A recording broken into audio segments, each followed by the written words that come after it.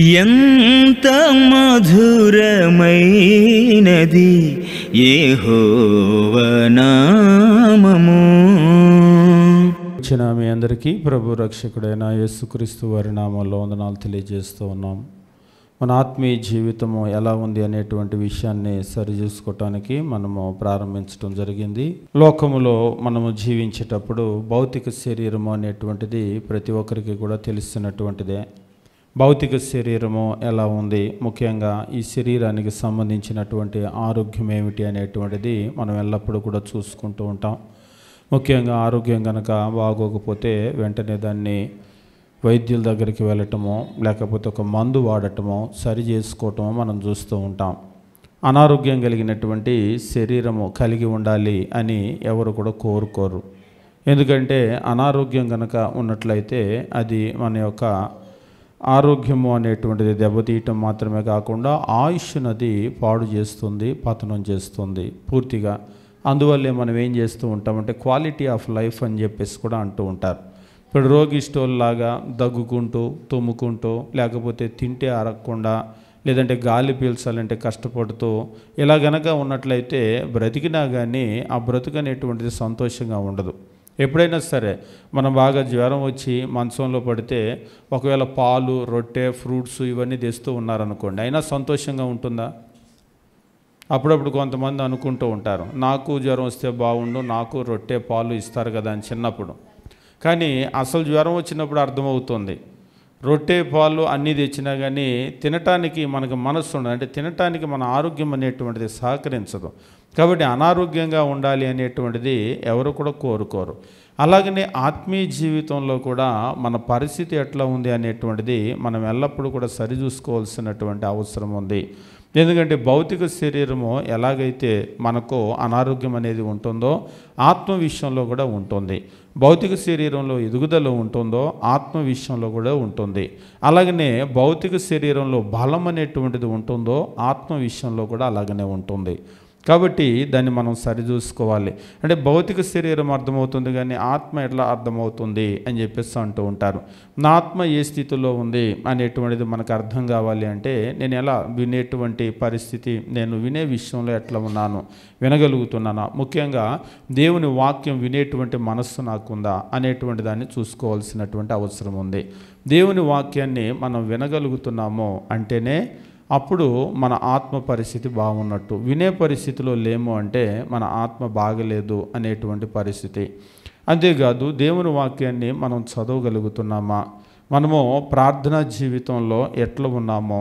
అంతేకాదు వీటన్నిటికంటే కూడా ముఖ్యమైనటువంటి ఒక విషయం ఏమిటి అంటే మనస్సాక్షి అనేటువంటిది దేవుడిచ్చినటువంటి ఒక గొప్ప వరం. మన మనస్సాక్షి మన లోపల ఉండి తప్పును ఒప్పును ఎల్లప్పుడూ కూడా అది చెప్తూ ఉంటుంది. ఒకవేళ మనం పొరపాటుగా మాట్లాడినా ప్రవర్తించినా అది మన లోపల ఉండి గద్దిస్తూ ఉంటుంది. ఈ విషయంలో నువ్వు తప్పు, ఈ విషయంలో నువ్వు తప్పు అనేటువంటిది మనల్ని హెచ్చరిక చేస్తూనే ఉంటుంది. నిద్ర కూడా పోనివ్వదు అది. ఆ తప్పును సరి చేసుకునేదాకా అది మనల్ని వెంటాడుతూనే ఉంటుంది. కానీ మనం ఏంటంటే మన ఈగో ప్రాబ్లంతో దాన్ని సరి చేసుకోవటానికి మనం ముందుకు రాము. నేనెందుకు చెప్పాలి వాళ్ళకి సారీ, వాళ్ళే ముందన్నారు, లేకపోతే నేను ఒక్కడనే అన్నానా, అందరూ ఇలాగనే ఉన్నారు అనేటువంటి మన అహం, గర్వం అంటాం కదా, దాంతో మనం ఏం చేయమంటే ఈ విషయాలను సరి చూసుకోము.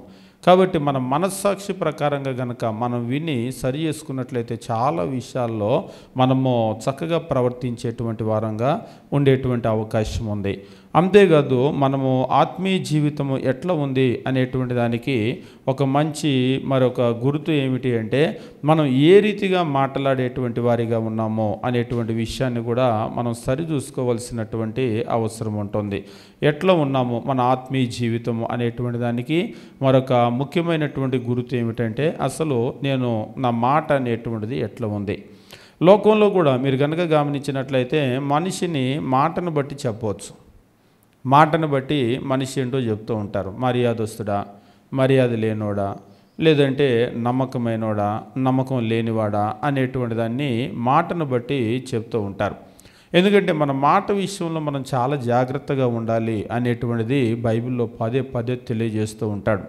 ఉదాహరణకు మత్తయి సువార్త మనం గమనించినట్లయితే 12వ అధ్యాయము మనం చూసినప్పుడు దేవుని వాక్యం ఈ రీతిగా తెలియజేస్తూ ఉంటాడు. మత్తయి సువార్త 12వ అధ్యాయము 36వ వచనం మనం గమనించినప్పుడు, నేను మీతో చెప్పున్నదేమనగా మనుష్యులు పలుకు వ్యర్థమైన ప్రతి మాటను గూర్చి విమర్శ దినమున లెక్క చెప్పవలసి ఉండును. మన ప్రతి మాటకు కూడా మనము లెక్క చెప్పవలసినటువంటి అవసరం ఉంటుంది. నోరు ఉంది కదా, మాట్లాడేసేసాను అంటే కుదరదు. ఇప్పుడు మనం మాట్లాడాలంటే డబ్బులేం ఖర్చు కావు కదా అని మాట్లాడుతూ ఉంటాం. ఒకప్పుడు మనం మొబైల్ ఫోన్లలో మాట్లాడాలంటే బిల్లు పడేది, నిమిషాలు చొప్పున పడేది, సెకండ్ల చొప్పున కూడా పడేది. తర్వాత ఇప్పుడు ఏమైందంటే అన్లిమిటెడ్ కాల్స్, ఫ్రీ కాల్స్ అని చెప్పేసి ఫ్రీగా విచ్చలవిడిగా మాట్లాడుతున్నారు. అసలు మాట్లాడాల్సినటువంటి అవసరం లేకపోతే కూడా ఊరికే ఫోన్లు చేస్తుంటారు, బిల్లు లేదు కదా అని చెప్పేసి. ఒకవేళ ఇక్కడ బిల్లు లేకపోవచ్చేమో, మనం ఊరికినే మనకు బిల్లు లేదు కదా అని మాట్లాడితే వ్యర్థమైన మాటలన్నింటికీ కూడా లెక్క చెప్పవలసినటువంటి అవసరం ఉంది. మీరు చూస్తారా, కొంతమంది చాలా తక్కువగా మాట్లాడతారు. మనం అంటూ ఉంటాం, మాట్లాడితే ఏదో ముత్యాలు రాలిపోయినట్టు అస్సలు మాట్లాడరమ్మా అని అంటాం. మీరు చూస్తూ ఉంటారు కదా, కొంతమంది మాట్లాడరు, వాళ్ళు అవసరం ఉంటే తప్ప నోరు విప్పరు. కానీ మనకి ఎట్లా ఉండాలి? అవసరం మనము పక్కన వాళ్ళు మాట్లాడకపోతే కదిలిస్తారు. ఏంటి ఏం మాట్లాడలేదు, మాట్లాడేదో ఒకటి చెప్పేదో ఒకటి అని కదిలిస్తారు. వాళ్ళు ఎట్లున్నారు, వీళ్ళు ఎట్లున్నారు, లేకపోతే ఏం తిన్నావు, ఏం తినలేదు. నిజంగా ఈ మనం అంటూ ఉంటాం కదా, ఈ మాటలన్నీ కూడా అవసరం లేనటువంటి మాటలు, ఏదో ఒకటి మాట్లాడాలని మాట్లాడుతూ ఉంటారు. కానీ దేవుని వాక్యం మనకు తెలియజేసేటువంటి విషయం ఏంటంటే, ఒకరు అడిగారు, అంటే ఇలా మాట్లాడటం కూడా తప్పేనా అని. అవును తప్పే. అంటే దేవుడు నోరిచ్చింది మాట్లాడుకోవటానికే కదా అంటే, దేవుడు నోరిచ్చింది మాట్లాడుకోవటానికే. కానీ ఏం మాట్లాడుకోవటానికి ఇచ్చాడు నోరు? అవసరం లేనటువంటి వ్యర్థమైనటువంటి మాటలన్నీ మాట్లాడుకోవటానికి. మీరు చూడండి, అసలు చాలా సమస్యలు మనకి ఎందువల్ల వస్తాయి అంటే ఈ వ్యర్థమైన మాటల వల్లే. ఏదో మాట్లాడుకుంటూ ఉంటాం, మాట్లాడుకునేసరికి అందులో సంబంధం లేని ఏదో విషయం వస్తుంది. ఏంటి మొన్న మీరు ఇద్దరున్నప్పుడు నా గురించి మాట్లాడుకున్నారంట అని మూడో వాళ్ళు ఎంటర్ అవుతారు. అంతే కదా, వాళ్ళ గురించి వీళ్ళ గురించి అన్ని రౌండ్ వేస్తారు. ఒకవేళ మొదలు కనుక పెట్టారంటే అన్ని రౌండ్ వేస్తూ ఉంటారు. ఈ రౌండ్ వేసినప్పుడు ఏమవుతుంది? వాస్తవంగా మనం నోరు గనక మూసేస్తే చాలా సమస్యలను మనం మూసేసినట్లే. కాకపోతే మనం నోరు ముయ్యం. దేవుని వాక్యం ఇక్కడ ఏమని తెలియజేస్తున్నాడంటే, క్రీస్తు ప్రభు 12వ అధ్యాయం 36వ వచనం మత్తయి సువార్తలో, నేను మీతో చెప్పినదేమనగా మనుషులు పలుకు వ్యర్థమైన ప్రతి మాటను గూర్చి విమర్శ దినమున లెక్క చెప్పవలసి ఉండును. అంటే దీని అర్థం ఏంటి? మాట్లాడమంటున్నాడా వద్దంటున్నాడా? మనుషులు పలికేటువంటి వ్యర్థమైన ప్రతి మాటను గురించి, మంచి మాటల గురించి ఆయన ఏం చెప్పలేదు. వ్యర్థమైనటువంటి ప్రతి మాటను గూర్చి విమర్శ దినమున లెక్క చెప్పవలసి ఉండును. But I say to you that for every idle word men may speak. వ్యర్థమైనటువంటి ప్రతి మాట అంటే అవసరం లేనటువంటి మాటలు. కాబట్టి మన నోట్లో నుంచి మాట్లాడేటప్పుడు ఇది అవసరమా, ఈ మాట మాట్లాడకపోతే నష్టం ఏంటి అనేటువంటిది మనం చూసుకొని మనం మాట్లాడాలి. ఈ మాట మాట్లాడకపోయినా మునిగిపోయేది ఏమీ లేదు, ఈ మాట మాట్లాడకపోయినా ఆగిపోయేది ఏమీ లేదు అంటే అసలు ఆ మాట మాట్లాడటం ఆపేయటం మంచిది. అంతా ఆచి తూచి కొలుసుకొని మాట్లాడే వాళ్ళు ఎవరుంటారు? ఇప్పుడు దాకా మనం ఉన్నాము, మన మాటలు ఎలా ఉంటాయి? ఊరికే మనకి తెలుగులో అంటారు కదా, లొడలొడా వాగేయటం.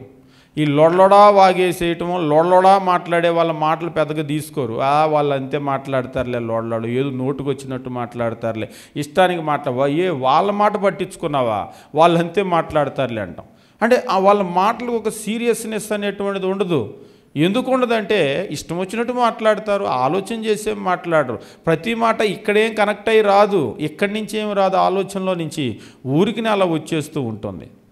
కాబట్టి మనం మాట్లాడేటప్పుడు ఆచితూచి మాట్లాడవలసిన అవసరం ఉందా అంటే అవును, చాలా అవసరం ఉంది. మన నోట్లో నుంచి వ్యర్థమైనటువంటి ఏ మాట కూడా మనం తెచ్చుకోకూడదు. తెచ్చుకొని మనం రిస్క్లో పడకూడదు. ఇక్కడ మనం భూమి మీద రిస్క్ ఏమో కానీ అక్కడికి వెళ్ళిన తర్వాత కూడా చెప్తూ ఉన్నాడు, విమర్శ దినమున లెక్క చెప్పవలసి ఉండును అని చెప్పేసి అంటున్నాడు. అంతేకాదు మనం గమనించినప్పుడు మత్తయి సువార్త 12వ అధ్యాయంలోనే ఈ తర్వాత వచనంలో మనం చూసినప్పుడు 37వ వచనంలో, నీ మాటలను బట్టి నీతిమంతుడవని తీర్పు నొందుదువు, నీ మాటలను బట్టి అపరాధివని తీర్పు నొందుదువు. నీ మాటలను బట్టి నీతిమంతుడవని తీర్పు నొందుతావు, నీ మాటలను బట్టి అపరాధి అని తీర్పు నొందుతావు. అంటే నువ్వు నీతిమంతుడవని తీర్పు నొందటమా, అపరాధివని తీర్పు నొందటమా, దేని మీద ఉంది? నీ క్రియలు కాదు. ఒక్కోసారి అనుకుంటూ ఉంటాను, నేను చాలా మంచి పనులు చేస్తున్నా, అందరికీ మేలు చేస్తున్నా, నేను అలా చేస్తున్నా, ఇలా చేస్తున్నా, దేవుని విషయంలో ఎలా ఉన్నాను, అందరి విషయంలో నేను చాలా మేలు చేస్తున్నా అనుకుంటావు. ఇవన్నీ నువ్వు చేసినా కానీ నీ నోటికి కనుక తాళం వేసుకోపోతే అని అంటూ ఉంటారు కదా లోకంలో. నోరు గనక మనం ఆపుకోకపోతే మనం ఏమవుతామంటే ఇక్కడ అపరాధి అని మనం తీర్పు నొందేటువంటి ప్రమాదం ఉంది. కాబట్టి మనుషులు మాట్లాడేటువంటి మాటలు చాలా చాలా అవసరం, చాలా చాలా ముఖ్యమైనవి. ఎదుటి వాళ్ళను మనం కొలత వేయాలి అంటే, ముఖ్యంగా ఆత్మీయ జీవితంలో ఎదుటి మనిషిని పరీక్షించాలి అంటే, మనకు లోకంలో ఎలాగైతే భౌతికమైన ఆరోగ్యాన్ని పరీక్షించడానికి రక్త పరీక్షలను, ఎక్స్రేలను, లేకపోతే రకరకాల పరీక్షలు ఉన్నాయో, అట్లనే ఆత్మీయ జీవితాన్ని పరీక్షించాలి అంటే మాటలు. ఎదుటి మనిషి మనకి ఎట్లా అర్థమవుతాడంటే మాటలను బట్టి అర్థమవుతాడు. క్రీస్తు ప్రభు అంటాడు, హృదయంలో ఉన్నదాన్ని బట్టి నోరు మాటలాడును అని అంటూ ఉంటాడు. కాబట్టి మాటలు వచ్చేటప్పుడు హృదయంలోంచి వస్తూ ఉంటాయి. కొంతమంది ఏమంటారంటే మాట్లాడేసిన తర్వాత ఊరికినే అన్నానులే అంటారు. ఊరికినే ఏం కాదు, అది హృదయంలో నుంచి వస్తూ ఉంటుంది. కాబట్టి ఆ మాటలు ఆ హృదయాన్ని తెలియజేస్తూ ఉంటాయి. కాబట్టి ఒక మనిషి ఎట్లా ఉన్నాడు అనేటువంటిది హృదయాన్ని బట్టి అర్థమవుతుంది. ఒక మనిషి అంటే ఎదుటి వాళ్ళు మాత్రమే కాదు, నేను ఎట్లా ఉన్నాను అనేటువంటిది కూడా, నా హృదయం ఎట్లా ఉంది అనేది కూడా నా మాటలను బట్టి అర్థమవుతుంది. అందుకనే చాలా జాగ్రత్తగా మాట్లాడాలి. అందుకే సామెతల గ్రంథంలో అంటూ ఉంటాడు, ఒక మూర్ఖుడైనా సరే, బుద్ధిహీనుడైనా సరే, తను పెదవులు మూసుకొని ఉన్నంత వరకు జ్ఞాని అని తలంచబడతాడు. ఏం మాట్లాడలేదు అనుకోండి, బుద్ధి లేనోడైనా సరే నోరు మూసుకొని ఉన్నాడు, అస్సలు మాట్లాడబో పెద్ద జ్ఞానం కలిగినోడులాగా ఉన్నాడు, అస్సలు నోరు ఇప్పట్లేదు అనుకుంటాం. అంతే కదా. ఒకవేళ నోరు ఇప్పాడు అనుకోండి, అప్పుడు బుద్ధిహీనత అంతా, ఓ వీడు ఎంత పనికిమాలినోడా అనేది మనకు అర్థమవుతుంది. కాబట్టి ఒకడు తన పెదవులు మూసుకొని ఉన్నంత వరకు జ్ఞాని అని తలంచబడతాడు, బుద్ధిహీనుడైనా జ్ఞాని అని తలంచబడతాడు. అట్లని మనం బుద్ధి లేని వాళ్ళమైనా కానీ జ్ఞానిలాగా మనం భ్రమింపజేయాలని కాదు. అంటే నోరు అనేటువంటిది విప్పాము అంటే మన బుద్ధిహీనత బయటకు వచ్చేస్తుంది, లేదా లోపల జ్ఞానం ఉంటే జ్ఞానం బయటకు వస్తుంది. కాబట్టి మన లోపల ఏముంది అనేటువంటిది మన నోరు, మన మాటలు తెలియజేస్తాయి. కాబట్టి మాటలు అనేటువంటివి చాలా చాలా ముఖ్యమైనటువంటివి. ఇందులో ఈ మాటల గురించి కనుక మనం పరిశీలన చేసినట్లయితే, ఇంతకీ అసలు నేను ఎట్లా ఉన్నాను, నా ఆత్మీయ జీవితం ఎట్లా ఉంది అనేటువంటిది మన మాటలను బట్టి గుర్తించవచ్చు. ఎప్పుడైనా సరే మీరు ఎదుటి మనిషిని అంచనా వేయాలి అంటే వాళ్ళ మాటలను చాలా జాగ్రత్తగా పరిశీలన చేయండి. ఆ మాటలను బట్టి వాళ్ళు ఏంటో తేలిపోతారు. ఇక్కడ మనం లోకంలో ఉన్నటువంటి వివిధ రకాలైనటువంటి మాట తీరులను బట్టి కనుక మనం పరిశీలన చేసినట్లయితే, నిర్గమకాండము 20వ అధ్యాయము మనం కనుక చూసినట్లయితే, అంటే మాటల గురించి మనం పరిశీలన చేసేటప్పుడు నిర్గమకాండంలో దేవుడు ఇజ్రాయేలీలకు ఒక ఆజ్ఞని ఇస్తూ ఉంటాడు. మనం 10 ఆజ్ఞలు అని చెప్పేసి అంటూ ఉంటాం కదా. అందులో 20వ అధ్యాయం మనం గమనించినప్పుడు 7వ వచనంలో, నీ దేవుడైన యెహోవా నామము వ్యర్థముగా ఉచ్చరింపకూడదు. నీ దేవుడైన యెహోవా నామమును వ్యర్థముగా ఉచ్చరింపకూడదు అని అంటూ ఉంటాడు. You shall not take the name of the lord your God in vein. నువ్వు వ్యర్థంగా దాన్ని ఉచ్చరించకూడదు. అంటే నీ నోట్లో పలికేటప్పుడు కూడా నువ్వు వ్యర్థంగా నువ్వు పలకకూడదు. కొంతమంది ఆవలించేటప్పుడు కూడా దేవా దేవా దేవా, కూర్చునేటప్పుడు దేవా దేవా, లేచేటప్పుడు దేవా దేవా, లేకపోతే దేవుడా దేవుడా, యేసయ్య యేసయ్య. మీరు చూస్తారు ఎప్పుడైనా? ఎప్పుడు చూడలేదు అలాంటి వాళ్ళని? లేచేటప్పుడు యేసయ్యతో ఏం పని, ఇప్పుడు ఎందుకు గుర్తుకొచ్చాడు ఆయన, లేవలే కూరికి నేను అన్నానులే అని అంటూ ఉంటారు. అంటే మీకు లోకంలో కనుక చూసినట్లయితే వాళ్ళ దేవుడి పేరుని తలుచుకుంటే వాళ్ళకు పుణ్యం వచ్చింది అనేటువంటి ఒక ఆలోచన వాళ్ళకు ఉంటుంది. తలుచుకున్న పుణ్యం వచ్చింది, రాసిన పుణ్యం వచ్చింది. అందుకని రాంకోటని రామ రామ రామ రామ రామ రామ రామ అని రాస్తూ ఉంటారు. అలా రాస్తే పుణ్యం వచ్చింది. నోట్లో కూడా అట్లా చదివితే పుణ్యం వచ్చింది, అట్లా ఉచ్చరించితే పుణ్యం వస్తుంది అని అనుకుంటూ ఉంటారు. అదే ఆలోచనతో ఇక్కడ కూడా వచ్చి దేవుడా దేవుడా దేవుడా దేవుడా దేవుడా అనుకుంటారు. కూర్చుంటే దేవుడా దేవుడా, యేసయ్య యేసయ్య, లేస్తే యేసయ్య యేసయ్య ఇలాగంటూ ఉంటారు. మీరు గమనించండి, దేవుడు తన నామాన్ని గురించి చెప్పినప్పుడు నీ దేవుడైన యెహోవా నామం వ్యర్థంగా ఉచ్చరించకూడదు. అంటే ఇక్కడే కాదు, ఎక్కడైనా సరే అవసరం లేనటువంటి చోట నువ్వు దేవుని నామం ఉపయోగించకూడదు. కొన్ని చోట్ల ఒట్లు పెట్టేటప్పుడు దొంగ ఒట్లు కూడా పెడుతూ ఉంటారు, దేవుడు తోడు అని అంటూ ఉంటారు. చూసారు ఎప్పుడైనా? ముఖ్యంగా చిన్నప్పుడు మనం చేస్తూ ఉంటారు కదా, ఎదుటి వాళ్ళని నమ్మించాలంటే ఏం చేస్తూ ఉంటారు? గాడ్ ప్రామిస్ అంటూ ఉంటారు, దేవుడు తోడు అని అంటూ ఉంటారు. కానీ బైబిల్లో అది కూడా చెప్పాడు దేవుడు, ఆయన తోడని మనం చెప్పకూడదు. అంతేకాదు యెరూషలేము తోడని కూడా చెప్పొద్దు. అక్కడ చెప్తూ ఉంటాడు, ఈ తోడులని నువ్వు పెట్టొద్దు, నువ్వు పెట్టే తోడుల్లో నన్ను తేవద్దని చెప్పేసి అంటాడు. కాబట్టి మనము మన నోట్లో దేవుని నామాన్ని వ్యర్థంగా ఉచ్చరించకూడదు. అంటే వ్యర్థంగా ఉచ్చరించేటువంటి వాళ్ళు కూడా ఉన్నారా అంటే అవును, ఖచ్చితంగా ఉన్నారు. అది ఆ రోజుల్లోనే కాదు, ఈ రోజుల్లో కూడా చూసినప్పుడు అదంతా సీరియస్గా తీసుకోరు. ఎందుకన్నావు? నేను దేవుని నామాన్ని ఇప్పుడు పలకాల్సిన అవసరం ఏమొచ్చింది? మనం ఇందాక చూసాం కదా, వ్యర్థమైన ప్రతి మాట అని. ఇప్పుడు నేను దేవుని నామాన్ని పలకాల్సిన అవసరం ఏమొచ్చింది? అవసరం ఏమొచ్చిందంటే తెలుగులో కనుక చెప్పినట్లయితే ఊత పదం అని అంటూ ఉంటారు.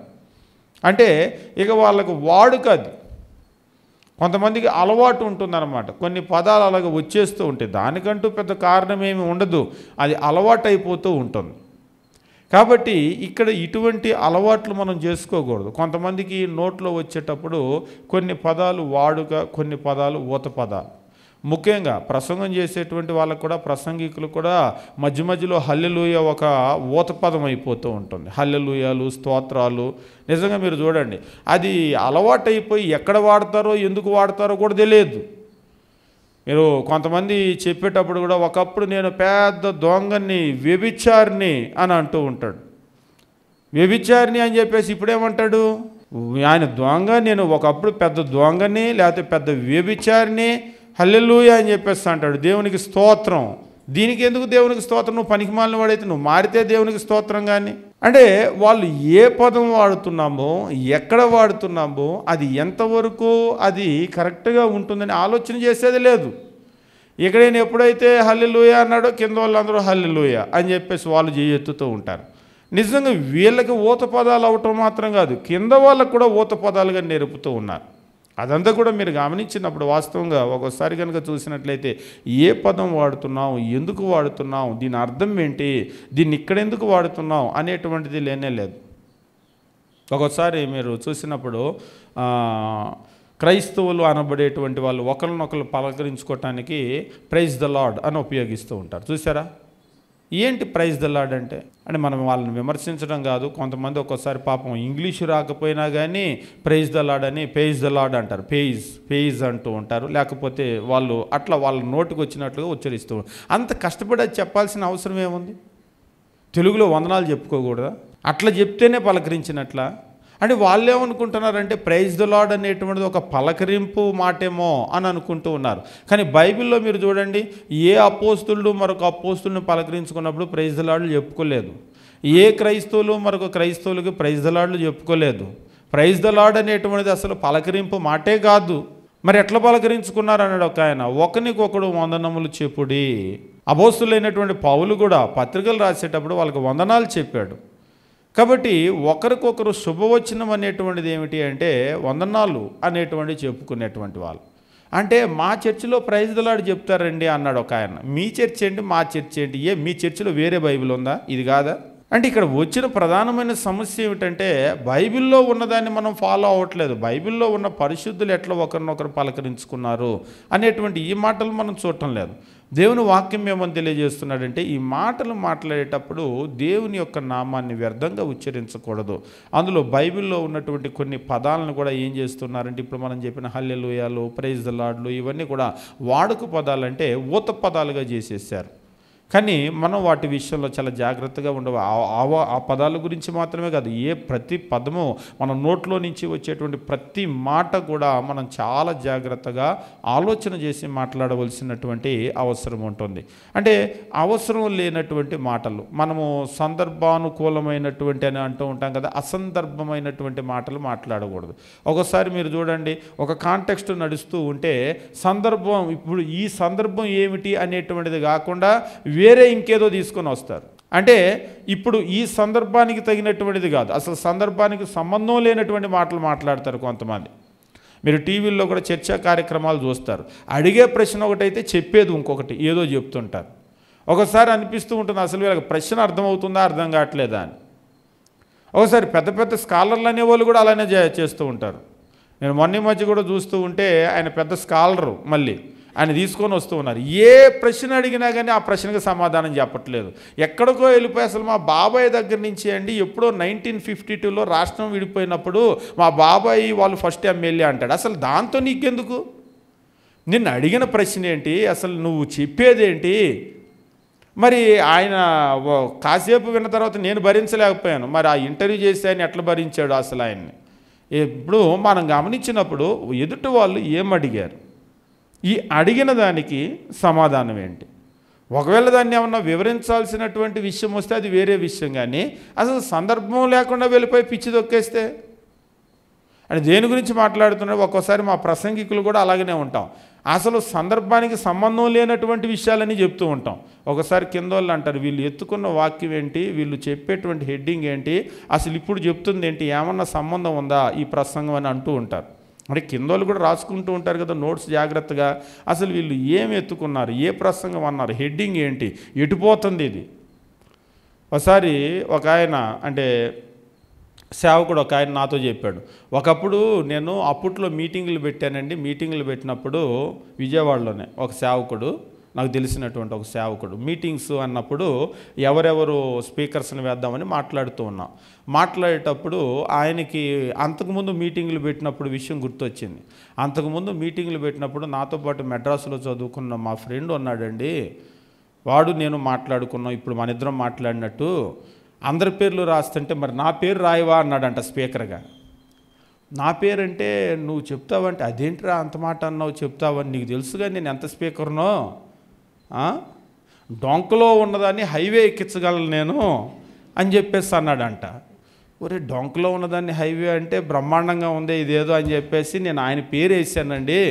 డొంకలో మొదలుపెట్టాడు ప్రసంగం, ఎటో మొదలుపెట్టాడంట. ఇంకా హైవే ఎక్కిద్ది, ఇంకా హైవే ఎక్కిద్ది, ఇంకా హైవే ఎక్కిద్ది అనేసరికి గంట అయిపోయింది, కానీ డొంకలో పడి డొంకలో పోయింది ఆ ప్రసంగం, హైవేనే ఎక్కలేదు. అట్లా ఉంటుందండి ఆ వారం అని చెప్పేసి అన్నాడు. అవును, ఒక్కొక్కసారి అసలు ఎక్కడ మొదలు పెట్టాము, ఎటు వెళ్తున్నాము, అసలు మనం ఒక్కోసారి ఎదురు చూస్తాం, ఇంకా పాయింట్కి వస్తాడేమో, ఇంకా పాయింట్కి వస్తాడేమో, ఇంకా పాయింట్కి వస్తాడేమోనని. కొంతమంది పాయింట్కి రారు. 1952లో మా బాబాయి ఎమ్మెల్యేనండి అన్నాడు. అదే 5 నిమిషాలు మాట్లాడి అసలు ప్రశ్నకి సమాధానం చెప్పకపోతే పాపం ఆయన ఇంటర్వ్యూ చేసి ఆయన మళ్ళొక్కసారి ప్రశ్న గుర్తు చేశాడు. గుర్తు చేస్తే మళ్ళీ ఏదో మొదలుపెట్టాడు. నాకు కాసేపుడు కనిపించింది, అసలు నేను తెలుగులో ఇంత బాగా మాట్లాడుతున్నా అనర్గళంగా, మరి ప్రశ్న అర్థమవుతుందా, ప్రశ్న అర్థం కావట్లేదా, ఎందుకు దీనికి సమాధానం చెప్పటం లేదని. కాబట్టి మనం క్రైస్తవులమైనటువంటి మనము మన మాటలు చాలా విలువైనటువంటి. మనం మాట్లాడేటప్పుడు ఎంత జాగ్రత్తగా మాట్లాడాలి అంటే, మనం ఒకవేళ మాట్లాడాల్సి వస్తే, నోరు తెరవాల్సినటువంటి పరిస్థితి వస్తే ఏ సందర్భమో ఈ సందర్భాన్ని బట్టి నేను ఏ మాటలు మాట్లాడాలి, అంతవరకు మాత్రమే మనం మాట్లాడటానికి మనము జాగ్రత్త పడవలసినటువంటి అవసరం ఉంటుంది. ఎందుకంటే దేవుడు వ్యర్థమైనటువంటి మాటలు మాట్లాడితే ఒప్పుకునేటువంటి వాడు కాదు. ఈవెన్ తన నామాన్నైనా సరే వ్యర్థంగా ఉచ్చరిస్తే, పోనీలే నా నామే కదా తలుచుకుంటున్నారు మీరు లోకంలో, నేను ఇందాక చెప్పాను దేవుడి నామాన్ని తలుచుకుంటే లోకంలో వాళ్ళ దేవుళ్ళు చాలా సంతోషపడతారని వాళ్ళ నమ్మిక. మనం కూడా దేవుడో యేసయ్య అంటే ఆయన కూడా సంతోషపడతాడేమో అని మనం అనుకుంటామేమో, కానీ ఆయన అట్లా చెప్పలేదు. ఏమని అన్నాడంటే, నీ దేవుడైన యెహోవా నామం వ్యర్థముగా ఉచ్చరింపకూడదు, యెహోవా తన నామమును వ్యర్థముగా ఉచ్చరింపవానిని నిర్దోషిగా ఎంచడు. అంటే దట్ మీన్ దోషిగా ఆయన ఎంచుతాడు. ఆయన నామాన్ని నువ్వు ఎప్పుడు కూడా వ్యర్థంగా ఉచ్చరించకూడదు. వ్యర్థంగా ఉచ్చరించకూడదు అనేటువంటిది ఇక్కడ 2 రకాలుగా, ఒకటి అవసరం లేకుండా ఉచ్చరించవద్దు, రెండోది మిస్యూజ్ చేయొద్దు. ఎందుకంటే మనం చెప్పాం కదా, దేవుడు తోడు, గాడ్ ప్రామిస్, ఇక్కడ యెరూషలేము తోడు. వాళ్ళు దేన్నైనా సరే స్థిరపరచాలి అంటే దేవుని పేరట ఒట్టు పెట్టేవాళ్ళు. కాబట్టి అటువంటి విషయాలను కూడా, అంటే దేవుని పేరట ఒట్టు పెట్టకూడదా అనేటువంటిది పాత నిబంధనలో కనుక మీరు చూసినట్లయితే దేవుని పేరట ఒట్టు పెట్టమనేటువంటిది ఉంటుంది. కానీ వ్యర్థంగా మనం ఆ పని మాత్రం చేయకూడదు అనేటువంటి విషయాన్ని తెలియజేస్తూ ఉంటాడు. ఈరోజు ఇవాళ రేపు కనుక మనం చూసినట్లయితే ఎప్పుడైనా సరే మీరు ఒక చిన్న టెస్ట్ చేసుకోండి, ఒక పెన్ను పేపర్ తీసుకొని ఇవాళ నేను ఏమేమి మాట్లాడుతున్నానో అనే విషయాన్ని చూడండి. చూసి మీరు ఎవరితో అయినా మాట్లాడేటువంటి విషయాల్లో ఇందులో పనికిరాని మాట ఏదైనా ఉందా అని కనుక మనం రాసుకోవటం మొదలు పెడితే, రాత్రి అయ్యేసరికి పడుకునే ముందు ఒక్కసారి ఆ రోజు రాసుకున్నటువంటి నోట్బుక్ తీసుకోండి. నోట్బుక్ తీసుకుంటే పనికిరాని మాటలు ఎన్ని కనబడతాయి? కనీసం 1% అన్న పనికిరాని మాటలు ఉంటాయి ఆ రోజు మాట్లాడిన దానిలో. అంతేనా? 1 ఉండదా? 5%, 10%, 50%. ఫోన్లు తెగ మాట్లాడేస్తూ ఉంటారు. కొంతమంది ఫోన్లు వేడెక్కిపోతుంటాయి, బ్యాటరీలు అయిపోతూ ఉంటాయి ఫోన్ పట్టుకుంటే. ఇందాకడ ఛార్జింగ్ అయిపోయింది, మధ్యలో కట్టయిందని మళ్ళీ ఛార్జింగ్ పెట్టి అది అట్లా ఏలాడుతుంటేనే మాట్లాడతారు అక్కడ పెట్టి. అలా ఛార్జింగ్లో ఉన్నప్పుడు మాట్లాడొద్దు, పేలిపోతాయని చెప్తున్నారు వాళ్ళు. అయినా సరే ఏం చేస్తారంటే అది వీళ్ళ మాటలు తట్టుకోలేక ఏమైపోతుందంటే, ఒకప్పుడు మీరు కనుక చూసినట్లయితే టాటా ఇండికమ్కి ఒక అడ్వర్టైజ్మెంట్ వేసేవాళ్ళు. మీకు ఇప్పుడు గుర్తుందో లేదో, ఒకప్పుడు టాటా ఇండికమ్ అని చెప్పేసి ఉండేది. ఆ టాటా ఇండికమ్ అడ్వర్టైజ్మెంట్ వేసేటప్పుడు ఉదయం నుంచి రాత్రి వరకు మాట్లాడుతూనే ఉంటారు ఫోన్ అలా పెట్టుకొని. అంటే మాది బిల్లు తక్కువ, అంతసేపు మాట్లాడుకోవచ్చు అని చెప్పేసి. అప్పట్లో నేను కూడా ఒక సిమ్ కార్డు వేసుకున్నప్పుడు అప్పట్లో CDMA ఫోన్లు అవి టాటా ఇండికమ్. అప్పట్లో నేను ఎందుకు తీసుకున్నానంటే 10 నిమిషాలకి ఒక కాల్ పడుతుంది. అది 10 నిమిషాలకి. అప్పట్లో నిమిషానికి కాల్ ఉండేది కదా, 10 నిమిషాలకి ఒక కాల్ పడేది. అందుకనే అది తీసుకున్నాం అనమాట. సేవకులము మాట్లాడేటప్పుడు సేవ విషయాలు అప్పుడు ఉదయం నుంచి సాయంత్రం వరకు. అప్పుడు మధ్యలో అనిపించేది ఉదయం నుంచి సాయంత్రం వరకు సరే వాళ్ళది కాల్ రేటు తక్కువ, బ్యాటరీ అయిపోదా అంటే. ఒక్కొక్కసారి మనకేంటంటే అలాగ దీర్ఘకాలం మాట్లాడేటువంటి మాటలు మనం చూస్తూ ఉంటాం. వాస్తవంగా మనం ఉపయోగపడేటువంటి మాట అయితే దేవుడే మనల్ని మాట్లాడొద్దు అని చెప్పేసి అనలేదు. ఒకసారి ఒక ఆయన నోరు పెట్టింది దేవుడేగా అన్నాడు. నిజం, నోరు పెట్టింది దేవుడే. ఈ మాట్లాడేటువంటి వాక్శక్తి ఇచ్చేది కూడా దేవుడే. ఈ లాంగ్వేజ్ని క్రియేట్ చేసింది కూడా దేవుడే. కానీ ఇదంతా కూడా ఎందుకు అంటే ఉపయోగపడేదానికి, అంతేగాని నిరుపయోగంగా అవసరం లేకుండా దీన్ని మాట్లాడుకోమని కాదు. ఇంకా చెప్పాలి అంటే మాట అనేటువంటిది చాలా చాలా చాలా విలువైనది. మాటకు ఉన్నటువంటి శక్తి ఎంత శక్తివంతమైందంటే, ఒకసారి ఇప్పుడు కాదు, ట్రంప్ గారు అమెరికా ప్రెసిడెంట్గా ఉన్నప్పుడు అప్పుడు అమెరికాకి చైనాకి మధ్య చాలా హీట్గా ఉంది. మొత్తం అంతా కూడా చాలా వేడిగా ఉంది. అమెరికాకి సంబంధించినటువంటి ఒక యుద్ధ నౌక సముద్రంలో వచ్చేసి అక్కడ ఉందన్నమాట. ఉన్నప్పుడు ఆ క్యాప్టెన్ని ఒక ఇంటర్వ్యూ చేశారు. ఇంటర్వ్యూ చేసినప్పుడు ఒకవేళ చైనా మీద యుద్ధం స్టార్ట్ చేయమని కనుక మీకు పైనుంచి కమాండ్ వస్తే మీరు ఏం చేస్తారు అని. ఇక్కడ మీరే ఆఫీసర్గా ఉన్నారు కదా, పైనుంచి కనుక ఒకవేళ స్టార్ట్ ద వార్ స్టార్ట్ అని చెప్పేసి కనుక వచ్చింది అనుకోండి మెసేజ్, మీరు ఏం చేస్తారు అని. స్టార్ట్ అని వస్తే నేను స్టార్ట్ చేస్తాను అన్నాడు. అంటే ముందు వెనక మీరు ఏమైనా కాసేపు ఆలోచన చేసుకుంటారా, భార్యను వదిలిపెట్టొచ్చా, పిల్లల్ని వదిలిపెట్టొచ్చా, అయినా కానీ కాసేపు ఆగుదాంలే మళ్ళీ నిర్ణయం మార్చుకుంటారేమో ఏమన్నంటే, లేదు స్టార్ట్ అంటే స్టార్ట్ ఇక అంతే.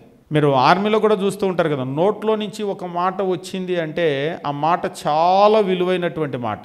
ఒక మాటకి ఎంతో కార్యం జరిగిపోతూ ఉంటుంది.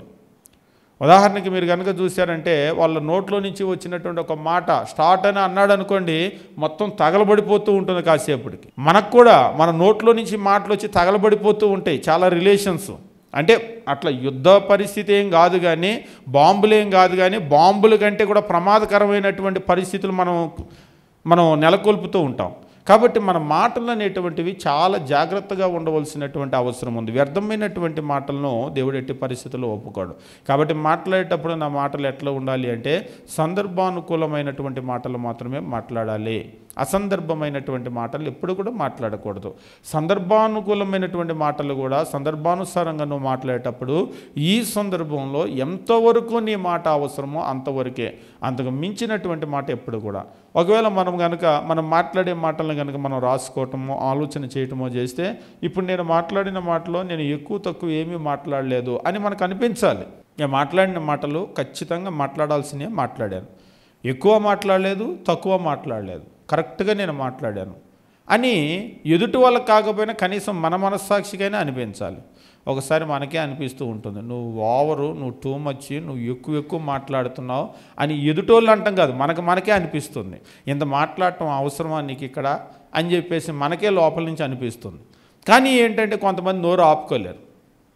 వాళ్ళకి తెలుసు ఇదంతా ఓవరు, టూ మచ్ అని. కాకపోతే ఏంటంటే ఇక నోరు ఇప్పితే ఆగలేరు వాళ్ళు. కాబట్టి మన నోటిని మన కంట్రోల్ చేసుకోవటం అనేటువంటిది చాలా అవసరం. అంతేకాదు మాటల్లో కొంతమంది సందర్భానికి సంబంధం లేని మాటలు మాట్లాడే వాళ్ళు ఉన్నారు. అంతకంటే ప్రమాదకరమైనటువంటిది ఏంటంటే కొంతమంది మాట్లాడేటువంటి మాటలు. పేతురు రాసినటువంటి మొదటి పత్రిక మనం గమనించేటప్పుడు దేవుని వాక్యం ఈ రీతిగా చెప్తూ ఉంటాడు. పేతురు రాసినటువంటి మొదటి పత్రిక 3వ అధ్యాయము మనం గమనించేటప్పుడు 3వ అధ్యాయము 10వ వచనం ఈ రీతిగా తెలియజేస్తూ ఉంటాడు. జీవమును ప్రేమించి మంచి దినములు చూడగోరువాడు, జీవమును ప్రేమించి మంచి దినములు చూడగోరువాడు చెడ్డదాన్ని పలకకుండా తన నాలుకను, కపటపు మాటలు చెప్పకుండా తన పెదవులను కాచుకొనవలెనో. ఎవరైనా సరే జీవాన్ని ప్రేమించి మంచి దినాలు చూడాలనుకుంటే, మంచి రోజులు దేని మీద ఆధారపడి ఉన్నాయి? బాగా చదువుకో, నీకు మంచి రోజులు వస్తాయి అంటారు. మంచి గవర్నమెంట్ ఉద్యోగం సంపాదించి మంచి రోజులు వస్తాయి అంటారు. లేకపోతే టౌన్లో సొంత ఇల్లు కట్టుకుంటే 4 రాళ్ళు వెనకేసుకుంటే, లేకపోతే ఇంకేదో చెప్తూ ఉంటారు నీకు మంచి రోజులు వస్తాయని. ఈ అన్నిటి వల్ల మంచి రోజులు వస్తాయో రావో తెలియదు, కానీ మన నోటిని కనుక కాపాడుకుంటే మనకు మంచి రోజులు వస్తాయి. లోకంలో కూడా ఒక సామెత ఉంటుంది, నోరు మంచిదైతే ఊరు మంచిదవుతుంది అని చెప్పేసి. నోరు చెడ్డదైతే ఏం లేదు. ఇప్పుడు మనం దిగి కిందకి వెళ్ళి ఎవరో అటువైపు వెళ్తున్నారు అనుకోండి, రోడ్డు మీద యారా అన్నాం, అంతకంటే ఎక్కువ కారణం ఏమైనా కావాలా ఈపి బద్దలు కొట్టించుకోవటానికి? యారా అనగానే అదేంటి నాకు తెలియదే ఎవరైనా అన్నట్టు చూస్తే అంతే కదా. ఇప్పుడు యారా అనగానే మన వైపు చూస్తారు, నిన్నేరా, కిందకి పైకి చూస్తావేరా, నిన్నేరా అన్నాం. ఇక అంతకంటే పెద్ద కారణం ఏమైనా కావాలో కొట్టించుకోవటానికి? ఒరే తింగరోడా అటు ఇటు చూస్తావేంట్రా, ఇటు చూడరా బిత్తరోడా అని అన్నాం అనుకోండి, అంతే, మామూలు కొట్టుడు కొట్టరు. ఏంటి ఇలా మాట్లాడుతున్నాడు, ఫస్ట్ ఏమైనా తేడానేమో పిచ్చోడేమో అనుకుంటా. నేనే పిచ్చోడిని కాదురా, తెలివితోనే మాట్లాడుతున్నా, నిన్నేరా తింగరోడా రైట్రా అన్నాం. ఇక అంతే, అంతకంటే పెద్ద కారణం ఏమో అవసరం లేదు కొట్టించుకోవటానికి. ఒకసారి మీరు కావాలంటే గమనించండి, రోడ్ల మీద వెళ్ళేటప్పుడు మోటార్ సైకిల్ మీదో కార్ల మీదో వెళ్తారు. సంబంధం లేని వాళ్ళతో గొడవ పెట్టుకుంటారు. గొడవ పెట్టుకొని కొట్టుకొని చొక్కాలు చింపుకునే వాళ్ళు ఉన్నారు. ఆ తర్వాత గొడవలు పెద్దవైపోయి పోలీస్ స్టేషన్లకు వెళ్ళే పరిస్థితి కూడా ఉంది. చాలా పెద్ద గొడవలు. నిన్న కూడా మీరు ఒక వీడియో చూస్తుంటారు, అది తెలంగాణ హైదరాబాదు దగ్గర జరిగినటువంటి ఒక వీడియో. ఆ వీడియోలో మామూలుగా ఒక కారు రోడ్డు పక్కన పార్క్ చేసి సాఫ్ట్వేర్ వాళ్ళు అనుకుంటా, 2 యవనస్తులు, ఆడ మనిషి చేతిలో కూడా బీర్ బాటిల్ ఉంది, తాగుతూ ఉన్నారు అక్కడ కారు దగ్గర. తాగుతూ ఉంటే పాపం అటుగా వెళ్ళేటువంటి స్థానికులు వచ్చేసి ఇలాగ రోడ్డు మీద తాగటం మంచిది కాదంటే వాళ్ళ మీద గొడవకు వచ్చిన చేతిలో బీర్ బాటిల్ పట్టుకొని ఆమె, ఒక పెద్ద ఆయన ముసలాయన వచ్చి పాపం ఆయన వారించడానికి ప్రయత్నం చేస్తే ఆయన మీద కూడా వచ్చారు, నీ కూతురు అయితే నువ్వు ఎట్లా చేస్తావా అని. నా కూతురు అయితే చెప్పు తీసుకొని కొడతానన్నాడు ఆయన. ఏమో కాబట్టి కొట్టలేదు, కానీ నిజంగా ఆడ మనిషి చేతిలో బీరు బాటిల్, తర్వాత వీడియో తీస్తున్నారని తెలిసి బీరు బాటిల్ లోపల పెట్టుకొని వచ్చి ఎంత హడావుడి చేసిందో. నిజంగా ఇక్కడ వద్దు వెళ్ళిపోండి అంటే సరేనండి అని చెప్పేసి ఒక కార్ స్టార్ట్ చేసుకుని వెళ్ళిపోతే ఎట్లుండేది? ఇదంతా కూడా ఇప్పుడు జరిగింది దేనివల్ల అంటే కేవలం నోరంతే. ఇప్పుడు ఒక్కొక్కసారి అనిపిస్తూ ఉంటుంది, మన నోరు కనుక కాసేపు ఓపిక పడితే చాలా సమస్యలకు పరిష్కారం అక్కడే వచ్చేస్తూ ఉంటుంది. ఇప్పుడు ఏం చేస్తారు వాళ్ళు, మొత్తం అదంతా వీడియో తీశారు, ఆ తర్వాత పోలీస్ కేసు, ఆ తర్వాత తీసుకుని వెళ్ళి కూర్చోబెట్టం, ఇంట్లో వాళ్ళకి మొత్తం ఇప్పుడు ఎక్కడో ఉన్న సంబంధం లేని మనం చూసామంటే అందరూ చూస్తారా? అసలు ఇదంతా అవసరమైన తర్వాత ఇంత అవమానం అనేటువంటిది. ఒక్క మాట ఒకవేళ చెప్పగానే సరేనండి అని, లేకపోతే ఇంకొక మాట సారీ అండి అని చెప్పేసి అని, పొరపాటు అయింది, లేకపోతే వెళ్ళిపోతున్నావు అని అక్కడి నుంచి వెళ్ళిపోతే సమస్యకి పరిష్కారం వచ్చేది. కానీ మన ఈగో అక్కడ అడ్డుపడుతుంది. నువ్వట్లా వెళ్ళిపోవటం ఏంటి, నువ్వు ఎందుకు తగ్గాలి అసలు, ఇక్కడ వాడిదా రోడ్డు వీడిదా రోడ్డు, ఎన్ని మాటలు మాట్లాడతాము. కాబట్టి ఈ ఈగో ఏం చేస్తుందంటే మనల్ని రెచ్చగొడుతుంది, లోపల నుంచి తగ్గనివ్వదు. చివరికి ఏమవుతామంటే పూర్తిగా మనకి తెలుగులో కూడా ఒక సామెత ఉంటుంది, మనం గనక చూసినట్లయితే ఈపు ఎప్పుడు కూడా నోటితో చెప్తూ ఉంటుందంట, నువ్వు కొంచెం తగ్గు అని వీపు, లేకపోతే నన్ను బద్దలు కొడతారని.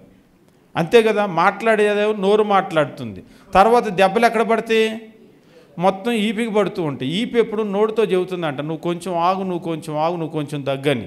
అది తగ్గదు, నువ్వు తగ్గకపోతే నన్ను బద్దలు కొట్టేస్తావు. మనం అంటాం కదా, ఈపి బద్దలుగా పగిలిద్దని అంటాం, వీపు పగిలిపోతుందని అంటాం కదా. ఇది మొత్తుకుంటూనే ఉంటుంది, నువ్వు కొంచెం ఆగని. కాకపోతే ఇది ఆగదు. కాబట్టి మన నోరు గనక మనం అదుపులో పెట్టుకుంటే చాలా సమస్యలకు పరిష్కారం వచ్చేస్తుంది. ఈవేళ కూడా చాలా సమస్యలు ఈవేళ మనకి ఎందుకు వస్తున్నాయని కొంతమంది ఆలోచన చేస్తూ ఉంటారు. ఎందుకు వస్తున్నాయి అంటే కేవలం దానికి ప్రథమ కారణం ఏమిటంటే మన నోరు. ఆ నోరు గనక మనం బాగా పెట్టుకున్నట్లయితే ఇక్కడదే అంటున్నాడు 10వ వచనం మనం గమనించి, జీవమును ప్రేమించి మంచి దినాలు చూడగోరువాడు. మంచి దినాలు చూడాలి అని అనుకుంటే వాడు చెడ్డదాన్ని పలకకుండా తన నాలుక, కపటపు మాటలు చెప్పకుండా తన పెదవులు కాచుకొనవలెనో. ఇక్కడ చూడండి ఒక మాట చెప్తున్నాడు, కాచుకొనవలెనో అని చెప్పేసి అంటున్నాడు. కాపాడుకోవాలి, నోటిని ఎప్పుడు కూడా కాపాడుకోవాలి. అలా కాపాడుకుంటే మనము మంచి దినాలు చూస్తాం, మంచి రోజులు వస్తాయి.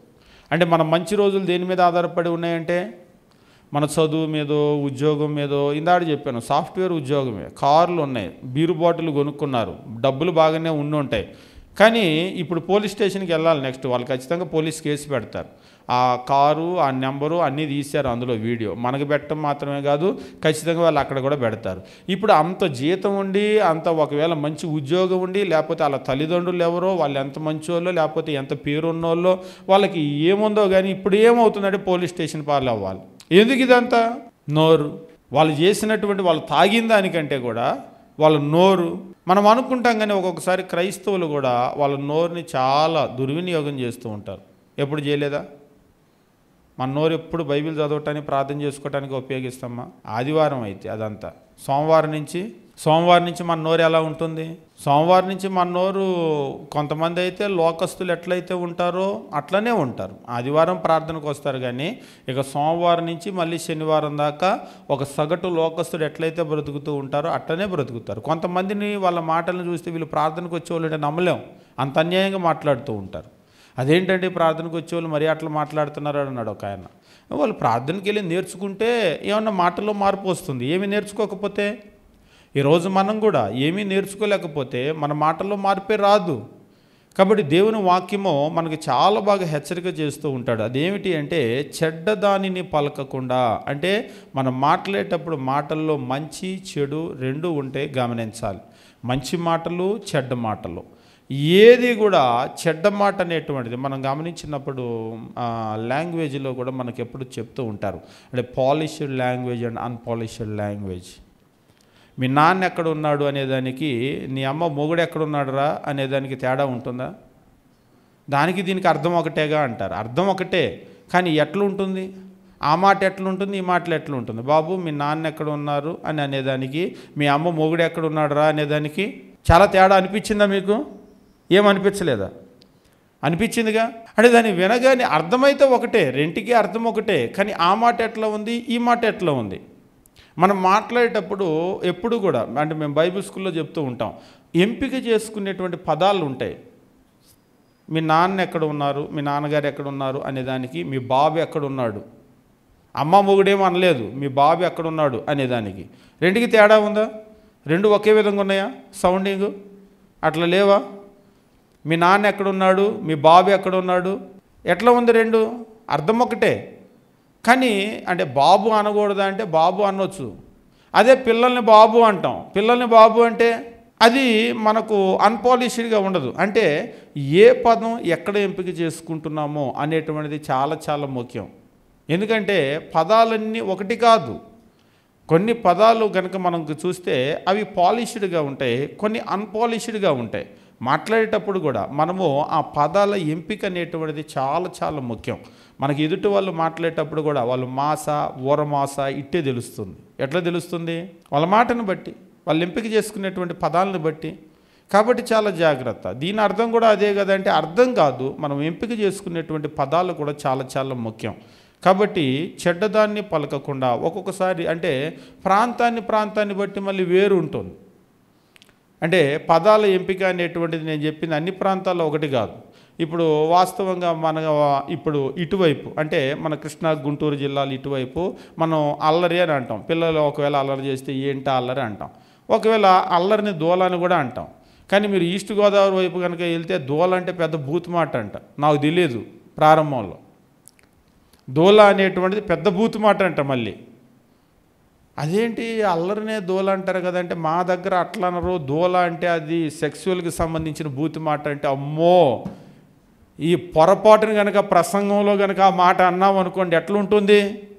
అవ్వ సేవకుడు అయ్యి ఉండి అట్లాంటి మాటలు స్టేజ్ మీద మాట్లాడుతున్నాడు అనుకుంటారు వాళ్ళు. కానీ మనకు ఆలోచన ఉండదు. అంటే ఒక్కోసారి మనకు తెలియకుండానే ఏంటంటే, ఇప్పుడు అంటే భాష మారిపోతే వేరే. ఇప్పుడు మనం పూలు అని చెప్పేసి అంటాం, అది తమిళ్లో కొద్దిగా బూతు మాట వస్తుంది. అది నాకు తెలియదు. నేను ఒకసారి మాట్లాడేటప్పుడు పూలు అని చెప్పేసి అంటే అని అన్నారు. అవేంటి పూలు అంటే అవ్వ అంటున్నారు అని అనుకున్నాం. అది తమిళ్లో బూతి మాట అంట. ఒకసారి వాళ్ళు మాట్లాడేటప్పుడు వాళ్ళు ఒక మాట మాట్లాడితే మాకు బూతు మాటలాగా అనిపించింది తెలుగులో. పూకడే అంటే పూ కడే, పూ అంటే పూలు, కడై అంటే కొట్టు, అంగడి, పూకడే అన్నారు. పూకడే అంటే అది స్పీడ్గా ప్రొనౌన్స్ చేసినప్పుడు అది వేరేలాగా వినపడింది మాకు. అంటే అది భాషకి మధ్య ఒక వైవిధ్యం అనేటువంటిది ఉంటుంది. అలాగనే మనం ఆ ప్రాంతాలు వెళ్ళేటప్పుడు కూడా ఆ ప్రాంతాన్ని బట్టి కూడా వర్డ్స్ సెలెక్ట్ చేసుకోవటం అనేటువంటి చాలా ముఖ్యం. అంతేగాని నాకు ఈ భాష ఈ పదం మా వైపు తప్పులేదంటే కాదు. కాబట్టి మనం మాట్లాడేటువంటి మాటలో ఎంపిక చేసుకునేటువంటి పదాలు కూడా చాలా చాలా ప్రాముఖ్యమైనటువంటివి. ఆ పదాలని బట్టే మనము ఎట్లాంటి వాళ్ళు అనేటువంటి స్థితి ఎదుటి వాళ్ళు నిర్ణయిస్తూ ఉంటారు. కాబట్టి మనం గమనించవలసినటువంటి విషయం ఏమిటంటే, నోటి మాటలు అంటే పదాల సముదాయము.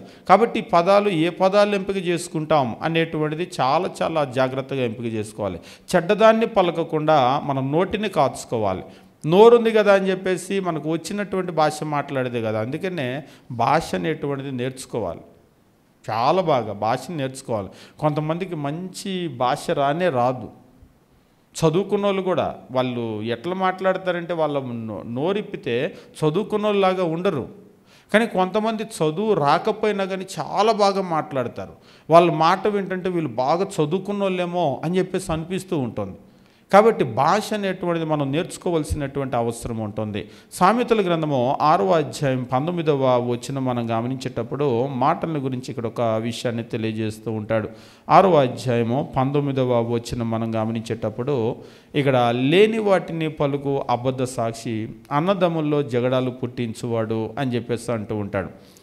16వ వచనము యెహోవాకు అసహ్యములైనవి 6 గలవు, 7 ఆయనకు హేయాలు, అవేవనగా అని చెప్తూ అహంకార దృష్టి, కళ్ళలాడే నాలుక, నిరపరాధులను చంపేటువంటి చేతులు, దుర్యోచనలు యోచించు హృదయమో, కీడు చేయటానికి త్వరపడి పరుగులెత్తు పాదాలు అని చెప్తూ 19వ వచనంలో చెప్తున్నాడు. 6వ అధ్యాయం 19, లేని వాటిని పలుకు అబద్ధ సాక్షి, a false witness who speaks lies. లేని వాటిని పలికేటువంటి అబద్ధ సాక్షి యెహోవాకు అసహ్యమో.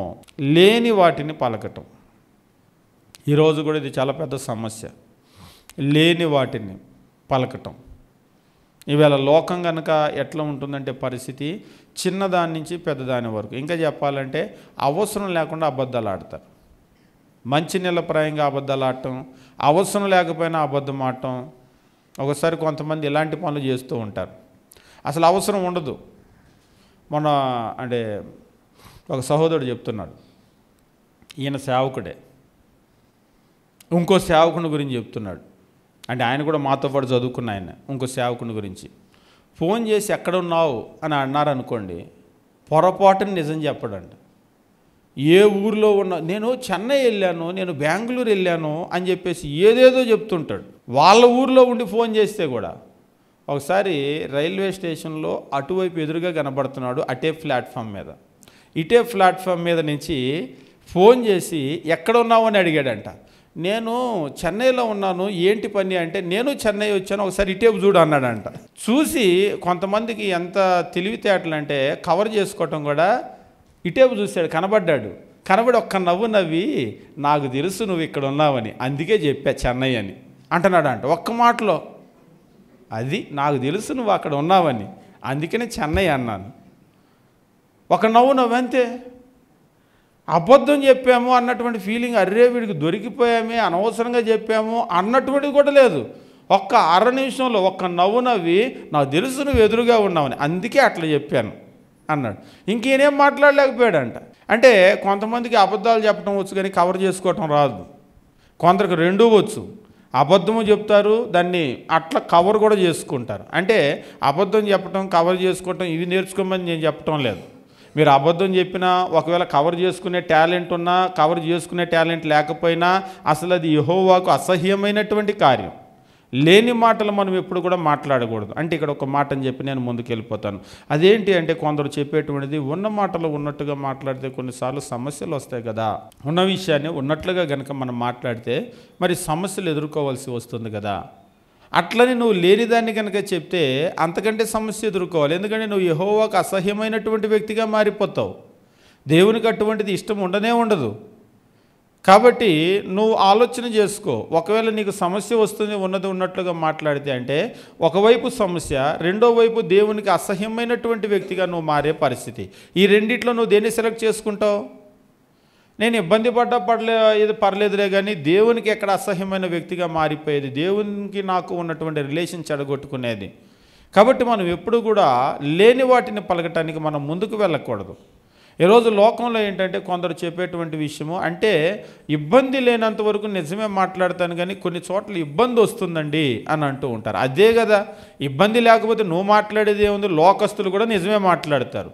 వాళ్ళు ఏమైనా కావాలని అబద్ధాలు చెప్తారు. అంటే కొందరు ఉన్నారు అవసరం లేకపోయినా అబద్ధం చెప్పేవాళ్ళు, కానీ ఎక్కువ మంది మాత్రం అవసరమైతేనే అబద్ధం చెప్తుంటారు. అది కూడా పొదుపుగా. ఒకసారి ఒక ఆయన అంటున్నాడు, నేను అబద్ధాలు చాలా పొదుపుగా వాడతాను సార్ అన్నాడు. అంటే విచ్చలవిడిగా ఏం అబద్ధం చెప్పడంట, చాలా పొదుపుగా వాడుకుంటాను నేను అబద్ధం. అవసరమా ఇక్కడ? ఒకవేళ అవసరమో కాంట్ బట్ అంటే మాత్రమే అబద్ధం చెప్తాం, కానీ విచ్చలవిడిగా నేనేం అబద్ధాలు ఆడినని. పొదుపుగా అబద్ధాలు ఆడితే కూడా తప్పే. అబద్ధం అనేటువంటిది పొదుపుగా ఆడినా కానీ తప్పే అవుతుంది.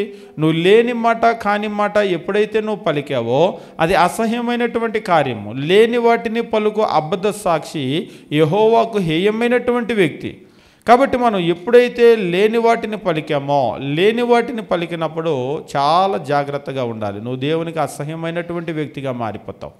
అంతేకాదు, నోటి మాటల గురించి మనం మాట్లాడేటప్పుడు మన మాటలు అనేటువంటివి ఎట్టి పరిస్థితుల్లో లేని మాటలు, కాని మాటలు, చెడ్డ మాటలు ఇటువంటి వాటిని మనం మాట్లాడకూడదు. అంతేకాదు, మరొక విషయాన్ని మనం గమనించినప్పుడు క్రొత్త నిబంధనలో కూడా మాటల గురించి మాట్లాడేటప్పుడు అపోస్తలుడైనటువంటి పౌలు ఎఫెసీయులకు రాసినటువంటి పత్రికలో ఒక మాటను చెప్తూ ఉంటాడు. ఎఫెసీయులకు రాసిన పత్రిక 5వ అధ్యాయం మనం గమనించేటప్పుడు 5వ అధ్యాయం 4వ వచనంలో, కృతజ్ఞతా వచనమే మీరు ఉచ్చరింపవలను, కానీ మీరు బూతులైనా, పోకిరి మాటలైనా, సరసోక్తులైనా ఉచ్చరింపకూడదు, ఇవి మీకు తగవు. మళ్ళా చదువుతాను. మీరు బూతులైనా, పోకిరి మాటలైనా, సరసోక్తులైనా ఉచ్చరింపకూడదు, ఇవి మీకు తాగు. ఏవేవి ఉచ్చరించకూడదు? బూతులు, పోకిరి మాటలు. పోకిరెడ్డి సినిమా అనుకుంటున్నారేమో, అనుకోవట్లేదుగా. పోకిరి మాటలు, సరసోక్తులు ఉచ్చరించకూడదు. ఒకసారి ఒకళ్ళు అడిగారు, ఉచ్చరించకూడదు అంటే ఇంతకీ అవి ఏంటో డీటెయిల్డ్గా చెప్పండి అని. బూతుల్ని డీటెయిల్డ్గా చెప్పాల్సిన అవసరం లేదు. బూతులు అందరికీ తెలుసు ఏది బూతు మాట అని. కాబట్టి ఇక వాటిని గురించి ఇది బూతు, ఇది బూతు కాదు అని మనం చెప్పాల్సిన అవసరం ఏమీ లేదు. అవి మనం ఎట్టి పరిస్థితుల్లో ఉచ్చరించకూడదు. అంతేకాదు, ఆ తర్వాత చెప్తూ ఉన్నాడు పోకిరి మాటలు, సరసోక్తులు అని చెప్పేసి అంటున్నాడు. ఒకవేళ మీరు ఇవి ఏంటి అని డీటెయిల్గా కనుక చూసినట్లయితే, neither filthiness nor foolish talking nor coarse jesting which are not fitting అని చెప్పేసి అంటూ ఉన్నాడు. Filthiness, foolish talking and coarse jesting. మీరు కనుక చూసినట్లయితే పోకిరి మాటలు అని చెప్పేసి అన్నటువంటిది, సరసోక్తులు అన్నటువంటివి మాటలే. మాటల్లో కూడా మీరు కనుక చూసినట్లయితే ఇవాళ రేపు మీరు హనీ ట్రాపింగ్ అని చెప్పేసి బాగా వింటూ ఉంటారు. ఇప్పుడు కూడా లాస్ట్ వీకు బంగ్లాదేశ్కి సంబంధించిన ఒక మినిస్టర్ని ఇక్కడ ఇండియా వైద్య చికిత్స చేసుకోవటానికి వస్తే చాలా బ్రూటల్ మర్డర్, హత్య చేశారు. బంగ్లాదేశ్లో మినిస్టర్, ఆయన్ని కల్కట్టా అనుకుంటా బెంగాల్ వచ్చాడు, పశ్చిమ బెంగాల్ వస్తే పశ్చిమ బెంగాల్లో ఆయన చంపేశారు. చంపేసి ఆయన స్కిన్ ఒలిచేశారు, చర్మం అంతా కూడా ఒలిచేశారు. ఒలిచేసి ముక్కలు ముక్కలుగా కొట్టేశారు మొత్తం.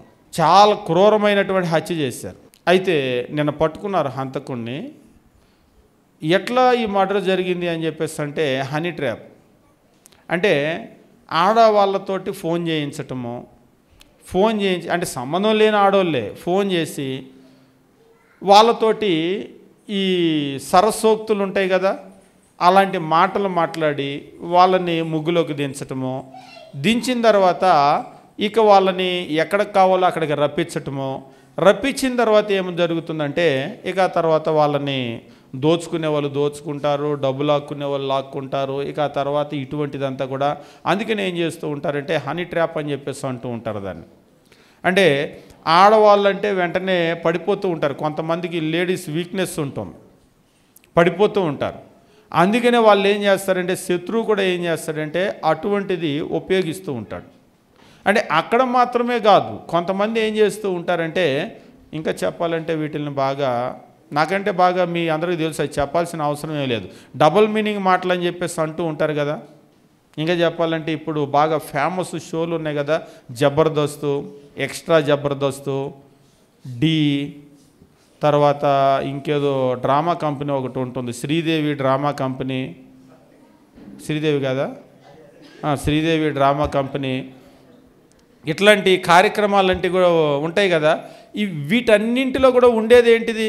మొన్న ఒక వ్యక్తి చెప్తున్నాడు, ఒక సినీ యాక్టర్తో ఇంటర్వ్యూ జరిగేటప్పుడు, ఆ రోజుల్లో జంధ్యాల గారు అప్పుడు సినిమాలు తీసినప్పుడు అండి, అది హాస్యం అనేటువంటిది ఎక్కడా కూడా హద్దు దాటడానికి గీత దాటడానికి ఒప్పుకునే వాళ్ళు కాదు.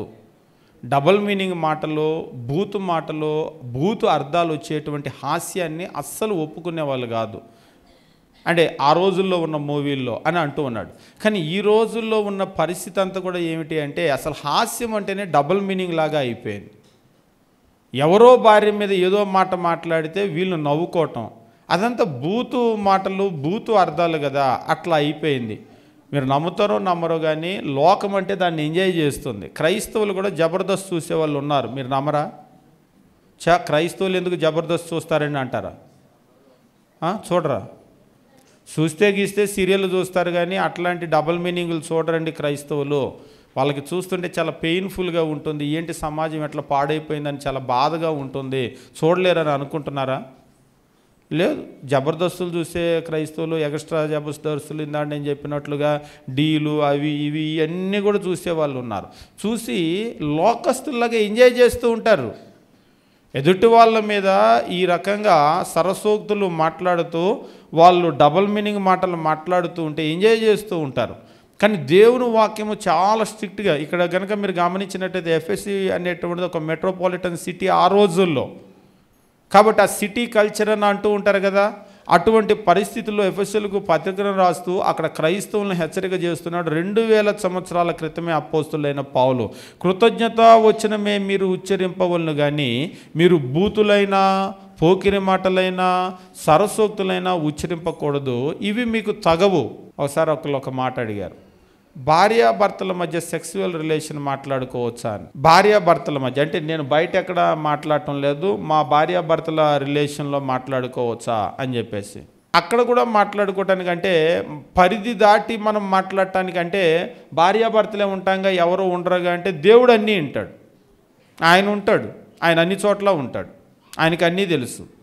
కాబట్టి భార్యాభర్తలు పోని ప్రశ్న మరొక రకంగా అర్థమవుతుందేమో, మేము భార్యాభర్తల మధ్యలో అబద్ధం ఆడుకుంటాం పర్లేదా అంటే నువ్వు అక్కడ కూడా అబద్ధం ఆడటానికి లేదు.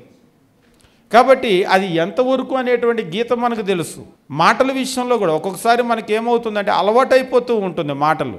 అదే మాటలు ఏం చేస్తూ ఉంటారంటే ఆ మాటలు అన్ని చోట్ల వచ్చేస్తూ ఉంటాయి. ఇప్పుడు కొంతమందికి బూతులు తిట్టడం అలవాటు, బయట బూతులు తిట్టి వచ్చి ఇంట్లో భార్యని పిల్లల్ని కూడా బూతులు తిట్టేస్తారు. మీరు కొన్ని ఇంకా నేను వాళ్ళు వీళ్ళని నేనేం చెప్పను, మీకు అర్థమవుతూ ఉంటుంది. కొన్ని వృత్తుల్లో తిట్టడం అలవాటు. ఇప్పుడు పోలీస్ స్టేషన్లు ఉంటాయి, పోలీస్ స్టేషన్లు ఎంత మర్యాదగా మాట్లాడతారు? బాగా మర్యాదగా మాట్లాడతారు, అంతేనా? రండి సార్ కూర్చోండి, మీ కేసు ఏంటి, ఇట్లా మాట్లాడతారా? మీరు చూడండి, కొత్తలో చేరేటప్పుడు ఒకసారి ఒక ఊరు వెళ్తే చెప్తూ ఉన్నారు, ఆ అబ్బాయికి పోలీసు ఉద్యోగం వచ్చిందట. చాలా మెత్తగా ఉండే మనిషి, అంటే పల్లెటూరులో అంటారు కదా మెత్తటి మనిషి అంటే ఇట్లా పట్టుకుంటే మెత్తటి కాదు, స్వభావం మెత్తగా ఉండే మనిషి. అయితే ఆ ఉద్యోగం కొంతకాలము పోలీసు ఉద్యోగం చేసిన తర్వాత మాట కూడా చాలా రఫ్గా అయిపోయిందంట. ఏంట్రా ఎట్లా మారిపోయాడంటే మా డ్యూటీలు అంతే అని చెప్పేసి అంటున్నాడంట. అక్కడికి వెళ్ళి మెత్తగా ఉంటే కుదరదు కదా. అంటే అక్కడ కూడా నేర చరిత్ర ఉన్నటువంటి వాళ్ళు, అటువంటి స్వభావం ఉన్న వాళ్ళు వస్తారు. మెత్తగా మాట్లాడితే వాళ్ళు అసలు వినరు. కాబట్టి వాళ్ళని హ్యాండిల్ చేయడానికి ఏంటంటే వీళ్ళు కూడా అలా మాట్లాడతారు. కానీ అక్కడ వరకు కాదు అది అలా మాట్లాడే మాట అలవాటు అయిపోయి ఇక బయటికి వచ్చిన తర్వాత కూడా ఏం చేస్తారంటే ఆ మాట అలా కొనసాగుతుంది. కానీ కొందరు ఏం చేస్తారంటే స్ట్రిక్ట్గా ప్రాక్టీస్ చేసి అక్కడ వరకు ఒకలాగా ఉంటారు. దాన్ని దాటిన తర్వాత మాత్రము అలా ఉండకుండా జాగ్రత్త పడుతూ ఉంటారు. కొందరికి ఆ గీత గీసుకోలేరు. ఇక ఏమవుతుందంటే అలవాట్లో పొరపాటు అన్నట్లుగా వచ్చేస్తూ ఉంటుంది.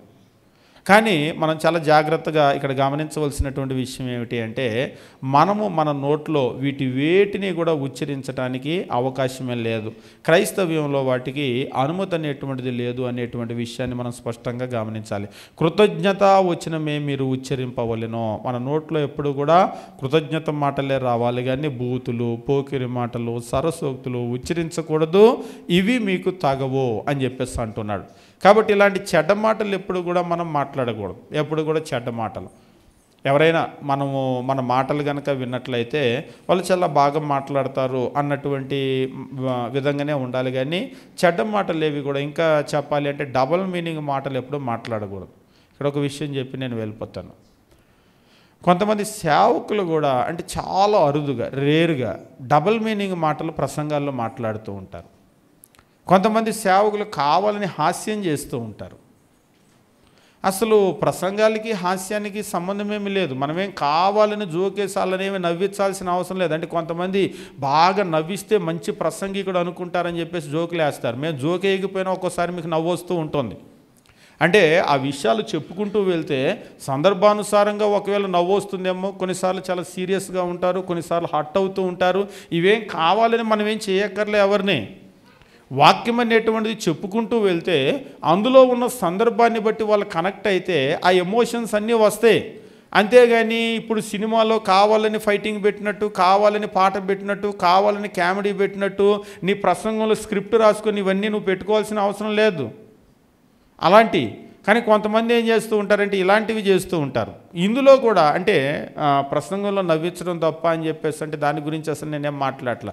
ప్రసంగంలో ప్రత్యేకించి నువ్వు కావాలని స్క్రిప్ట్ రాసుకున్నట్లుగా కాసేపు నవ్వించడం, కాసేపు ఏడిపించడం, కాసేపు ఇవన్నీ నువ్వేం చేయక్కర్లా. ఇక్కడేమీ మనము ఒక టీవీ షో చేయట్లేదు, లేకపోతే ఒక సినిమా కథ మనమే నడపటం లేదు.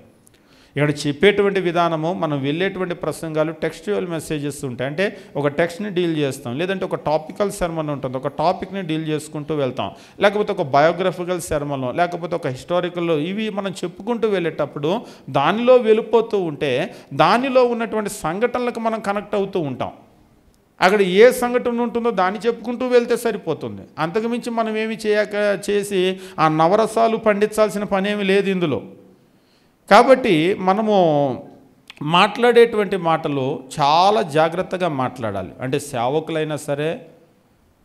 ఎందుకు ఈ విషయం చెప్తున్నానంటే ఒకసారి ఎవరో ఒక సేవకుడు ఒక పెళ్లి ప్రసంగం నాకు పంపించాడు. ఇది చాలా వైరల్ అయింది, చాలా వ్యూస్ ఉన్నాయి, లైక్స్ కూడా ఉన్నాయి, చూడండి అని చెప్పేసి. ఆ ప్రసంగం వింటే పెళ్లి ప్రసంగం, ఆ ప్రసంగము ఆద్యంతం డబల్ మీనింగ్, బూతు మాటలు లాంటి మాటలే మొత్తం కూడా డబల్ మీనింగ్ మాటలు. పెళ్లి ప్రసంగం మాట్లాడేది పెళ్లి చేసే రిజిస్టర్ సేవకుడు, సీనియర్ సేవకుడు. ఆయన చెప్తున్నటువంటి మాటలు మరి కింద వాళ్ళందరూ ఇహి అని నవ్వుతూ ఉన్నారు. అసలు ఆయన ఎట్లా మళ్ళీ రెండోసారి స్టేజ్, ఇప్పుడు దాన్ని చూసిన వాళ్ళు ఏంటిది ఇది సేవకుడు ఇట్లా మాట్లాడటం, రెండోసారి పిలవకూడదు అనుకోవటం కాదు, ఆయన్నే పిలుస్తారంట కావాలని. దాన్ని చూసి మిగిలిన వాళ్ళు ఎట్లా ఇన్స్పైర్ అవుతారు. ఆహా, ఇట్లాంటి మాటలు కనుక చెప్తే జబర్దస్త్కి, ఎక్స్ట్రా జబర్దస్త్కి ఎట్లాగైతే ఫ్యాన్స్ ఉన్నారో మన ప్రసంగాలకు కూడా ఫ్యాన్స్ తయారై మనల్ని పిలుస్తారు అన్నట్లుగా వాటినే చేయాలని ట్రై చేస్తూ ఉన్నారు. కానీ దయచేసి అటువంటి వాటిని చూసి ఎప్పుడు కూడా మనం ఇన్స్పైర్ అవ్వకూడదు. మన మాటలు ఎప్పుడు కూడా మనము అటువంటి మాటలు మనం మాట్లాడకూడదు. పోకిరి మాటలు, సరసోక్తులు, ఇటువంటి బూతులు మన నోట్లో రాకూడదు. ఒకవేళ ఇంతకుముందు కనుక అటువంటి కల్చర్ మనకు ఉన్నట్లయితే దాన్ని కంప్లీట్గా మనం తీసివేసుకోవాల్సినటువంటి అవసరం ఉంటుంది. బూతులు కూడా ఒకసారి లోకంలో ఉన్నప్పుడు బూతులు సహజంగా మాట్లాడేస్తూ ఉంటారు, పెద్ద తప్పుగా అనిపించదు అది. కానీ దేవుని దగ్గరకు వచ్చిన తర్వాత మాట్లాడేటప్పుడు, అంటే కోపం వచ్చినప్పుడు బూతులు రావచ్చా అని అడిగాడు ఒక ఆయన. అంటే మిగిలినప్పుడు కాదు కానీ కోపం వచ్చినప్పుడు. అందుకే మీరు చూడండి, ఎప్పుడు బూతులు రాని వాళ్ళు కూడా కోపంలో బూతులు వస్తాయి, రావా? మీకు కోపం వచ్చినప్పుడు చెడ్డ మాటలు ఏమి రావా? అసలు కోపం వచ్చినప్పుడు వచ్చే ఏంటి? అందుకే ముందే చెబుతాం, నాకు కోపం తెప్పించుకో, కోపం వస్తే మంచి వాళ్ళని కాదని ముందే చెప్తాం, వార్నింగ్ కూడా ఇస్తాం, హెచ్చరిక. ఎందుకంటే కోపం వచ్చిందంటే ఇప్పుడు మాట్లాడినట్టు ఉండదు వ్యవహారం అంతా. మనిషి ముఖం మారిపోతుంది, ఆలోచన మారిపోతుంది, మాట మారిపోతుంది, అన్నీ చెడ్డ మాటలు వస్తాయి. కానీ కొంతమంది కోపం వచ్చినప్పుడు కూడా చెడ్డ మాటలు మాట్లాడరు, కోపం వచ్చినప్పుడు కూడా బూతులు తిట్టరు, కోపం వచ్చినప్పుడు కూడా చాలా పద్ధతిగా మాట్లాడతారు. అంటే మాట్లాడటం పద్ధతిగా మాట్లాడతారంటే కోపమే ఉంటుంది, కానీ ఇలాంటి చెడ్డ భాష ఉండదు, మంచి భాషే ఉంటుంది. కాబట్టి మనం ఇదంతా కూడా చాలా ప్రాక్టీస్ చేస్తే తప్ప అయ్యే విషయాలు కాదు. మనం అనుకుంటాం కానీ కోపం వచ్చినప్పుడు మన కంట్రోల్లో మనం ఉండం, అవుట్ ఆఫ్ కంట్రోల్ అంటాం కదా. మన మాట అయితే, మన ప్రవర్తన అయితే, మన ఎమోషన్స్ అయితే పూర్తిగా గీత దాటి వెళ్ళిపోతూ ఉంటాయి. కానీ వీటన్నింటినీ కూడా మనం కంట్రోల్ చేసుకోవాల్సిన, ఇంకా చెప్పాలి అంటే మన నియంత్రణలోకి తెచ్చుకోవాలి. మన మాటలు కూడా కోపం వచ్చి అట్లనేసాను ఇట్లనేసాను, నోరు అదుపు తప్పిపోయింది, అట్లంతా కూడా మనం అనకూడదు. ఇప్పుడు క్రీస్తు ప్రభు కూడా కోపం వచ్చింది బైబిల్లో కాదా? క్రీస్తు ప్రభు కూడా కోపం వచ్చింది. ఎక్కడైనా సరే నోరు జారాడా, మాట జారాడా? లేదు. అంటే దాని అర్థం ఏంటి? నువ్వు కోపం వచ్చినప్పుడు కూడా అది కూడా న్యాయమైన కోపం. ఆయన ఎందుకు ఇలాగ వాళ్ళు దేవుడి నుంచి దూరం అయిపోతున్నారు, దేవుని నామాన్ని అవమానపరుస్తున్నారు అనే కోపం, కానీ వేరే కోపం ఏమి రాలేదు ఆయనకి. అప్పుడు కూడా ఆయన నోరేమి కూడా అదుపు తప్పినటువంటి పరిస్థితి మనం చూడం. కాబట్టి మనము ఎట్టి పరిస్థితుల్లో కూడా మన నోరు అనేటువంటివి చెడ్డవాటిని మాట్లాడకుండా చాలా జాగ్రత్తగా కాచుకోవాల్సినటువంటి అవసరం ఉంటుంది. అంతేకాదు మనము ఎదుటి వాళ్ళను మోసం చేసేటువంటి మాటలు ఉంటాయి. లోకంలో జరిగేటువంటిది ఏమిటి అంటే ముఖ్యంగా మాటల్లో ఎదుటి వాళ్ళను మోసం చేస్తూ ఉంటాం. ఇప్పుడు అబద్ధ బోధ అనేటువంటిది కూడా ఏమిటి అంటే ఎదుటి వాళ్ళని మోసం చేసేటువంటి మాటలు. కాబట్టి వీటి నుంచి మనం చాలా దూరంగా ఉండవలసినటువంటి అవసరం ఉంటుంది. రోమిలకు రాసినటువంటి పత్రిక మనం గమనించేటప్పుడు 16వ అధ్యాయము 18వ వచనం మనం చూసినట్లయితే దేవుని వాక్యం ఈ రీతిగా చెప్తూ ఉంటాడు. రోమిలకు రాసినటువంటి పత్రిక 16వ అధ్యాయం 18వ వచనం 17-18 చదువుకుందాం. సహోదరులారా, మీరు నేర్చుకున్న బోధకు వ్యతిరేకంగా భేదాలు ఆటంకాలు కలుగజేయవని కనిపెట్టిడని మిమ్మను బతిమాలు కొనుచున్నాను, వారిలో నుండి తొలగిపోవుడి. మీరు నేర్చుకున్న బోధకు వ్యతిరేకంగా భేదాలు ఆటంకాలు కలుగజేయవని కనిపెట్టి ఉండి మిమ్మను బతిమాలు కొనుచున్నాను, వారిలో నుంచి తొలగిపోవుడి. అటివారు మన ప్రభువైన క్రీస్తు కాక తమ కడుపునికే దాసులు. బాగా గమనించండి, వారు ఇంపైన మాటల వలనో ఇచ్చకముల వలనో నిష్కపటుల మనస్సులను మోసపుచ్చుదురు. వారు ఇంపైన మాటల వలనో ఇచ్చకముల వలనో నిష్కపటుల మనస్సులను మోసపుచ్చుదురు. మాటల్లో చెడ్డ మాటలు, మాటల్లో బూతు మాటలు, పోకిరి మాటలు, సరసోక్తులు, డబుల్ మీనింగ్ మాటలు, ఇటువంటి మాటలు మాత్రమే కాదు, మాటల్లో మోసపూరితమైనటువంటి మాటలు ఉంటాయి, మోసగించేటువంటి మాటలు. ఇవాళ రేపు కనుక చూసినట్లయితే లోకంలో చాలా ఎక్కువ అమ్ముకునేటువంటి వాళ్ళు ఉంటారుగా. ముఖ్యంగా అమ్ముకునేటువంటి వాళ్ళు చాలా అబద్ధాలు చెప్తూ ఉంటారు. అంటే అందరూ అబద్ధాలు చెప్తారని నేను చెప్పను. ముఖ్యంగా అమ్మేటువంటి వాళ్ళు చెప్పే ప్రతి మాట కూడా నమ్మకూడదు. వాళ్ళు ఉన్నది చెప్తారు, లేనిది కూడా చెప్తారు. కాబట్టి కొందరు అనుకుంటూ ఉంటారు అబద్ధం చెప్పకపోతే మనం అమ్మలేమని, కానీ నిజం చెప్తేనే బాగా అమ్మగలుగుతారు. ఎందుకంటే నమ్మకం ఉంటుంది అక్కడ.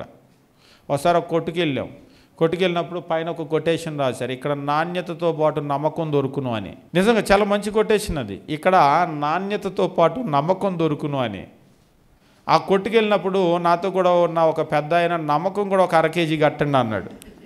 అంటే సరుకులు కొట్టది, నమ్మకం కూడా ఒక 1/2 కేజీ కట్టండి అన్నాడు. అంటే ఆయన నవ్వుతూ ఉన్నాడు. అంటే ఇది మా 3 తరాలు దాటి 4వ తరం అండి. నేను మా 4 ఫాదర్స్ నుంచి వస్తున్న బిజినెస్. ఇవాళ మేము ఏదైనా మోసం చేసామనుకోండి, ఇవాళకి చేస్తాం, రేపటికి తెలియదా మోసం అని. మీకు ఏదైనా సరుకు ఇచ్చేస్తే ఏమవుతుంది, మీరు పట్టుకెళ్ళవచ్చు. నేను చాలా మాటలు చెప్పి, ఉదాహరణకి మీరు సరుకుల కొట్లో కనుక చూసినట్లయితే ఎట్లుంటుంది పరిస్థితి? క్వాలిటీలు అని అంటారు. ఫస్ట్ క్వాలిటీ అంటారు, సెకండ్ క్వాలిటీ అంటారు. లోపల ఏముండదు, లోపలికి వెళ్ళిన తర్వాత అంతా ఒకటే క్వాలిటీ. దాన్ని తెచ్చి ఇది కూడా సార్ ఇదైతే ఫస్ట్ క్వాలిటీ అంటాడు. చూస్తాం, దానికి దీనికి పెద్ద తేడా లేదే అనం. ఇది బాగుంది, దీనికి అట్టండి అంటాం. వాళ్ళకి తెలుసు. అయితే ఇవాళ నేను చెప్పవచ్చు, ఒకవేళ నేను మిమ్మల్ని నా మాటలతో బుడి కొట్టించి నమ్మించవచ్చు. కానీ రేపటికి ఎల్లుడికి మీకు అర్థం కాదా? ఇప్పుడు 4 రోజులకి అర్థం కాదా? ఈ కొట్లో వాళ్ళు సరుకులే ఎక్కువ, ధర ఎక్కువ వేస్తున్నాడు కానీ అదే క్వాలిటీ అనేటువంటిది అర్థం కాదా? అప్పుడు ఏమవుతుంది?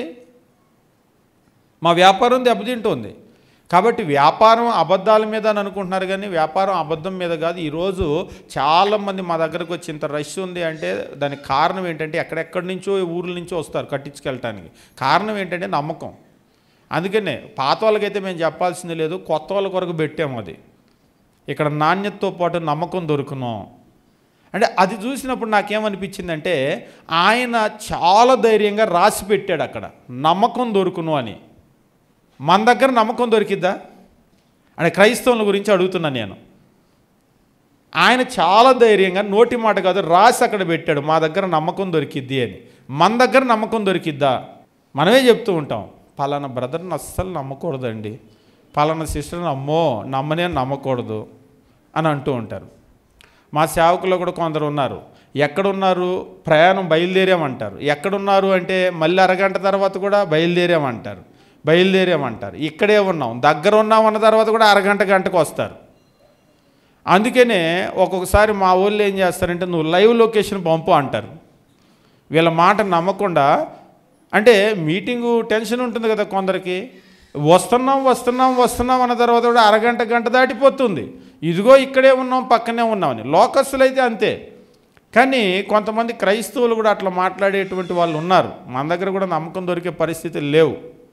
కానీ దేవుని వాక్యం తెలియజేసేటువంటి విషయం ఏంటంటే మాటల్లో ఎప్పుడు కూడా మోసపూరితమైనటువంటి మాటలు మనం మాట్లాడకూడదు. ఒకవేళ ఇవాళకి మనం దొరకమేమో, కానీ ఖచ్చితంగా మన మాటలు ఏంటి అనేటువంటి తెలిసిపోతాయి. నిజం ఎప్పుడు కూడా మనకు లోకంలో చెప్తారు కదా, నిజం నిలకడ మీద తెలుస్తుంది అని చెప్పేసి.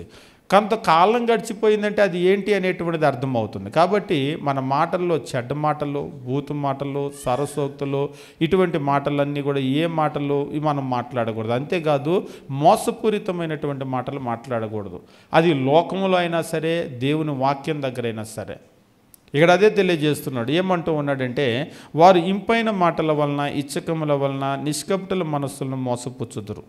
ఇక్కడ మరొక విషయాన్ని కూడా మనం గమనించాలి. వాళ్ళు మోసపుచ్చటానికి, నిష్కపటుల మనస్సులను మోసపుచ్చటానికి ఇంపైన మాటలు ఉపయోగిస్తున్నారు, ఇచ్చకపు మాటలు ఉపయోగిస్తున్నారు. ఇంపైన మాటలు, ఇచ్చకపు మాటలు, ఈ 2 మాటలు కూడా వాళ్ళని మోసగించడానికి ఉపయోగిస్తున్నారు. అంటే మాటలు ఎట్లా ఉంటాయో చూడండి. ఇంపైన మాటలే, ఇచ్చకపు మాటలే. కానీ ఈ మాటలు ఎక్కడికి తీసుకుని వెళ్తాయి అంటే మోసానికి తీసుకుని వెళ్తాయి. ఒక చిన్న ఎగ్జాంపుల్ చెప్పి నేను ముగించడానికి ప్రయత్నం చేస్తాను. ఒకసారి మనం ఏదన్నా వస్తువు కొనాలి అని అనుకున్నప్పుడు చాలా మాటలు చెప్తూ ఉంటారు.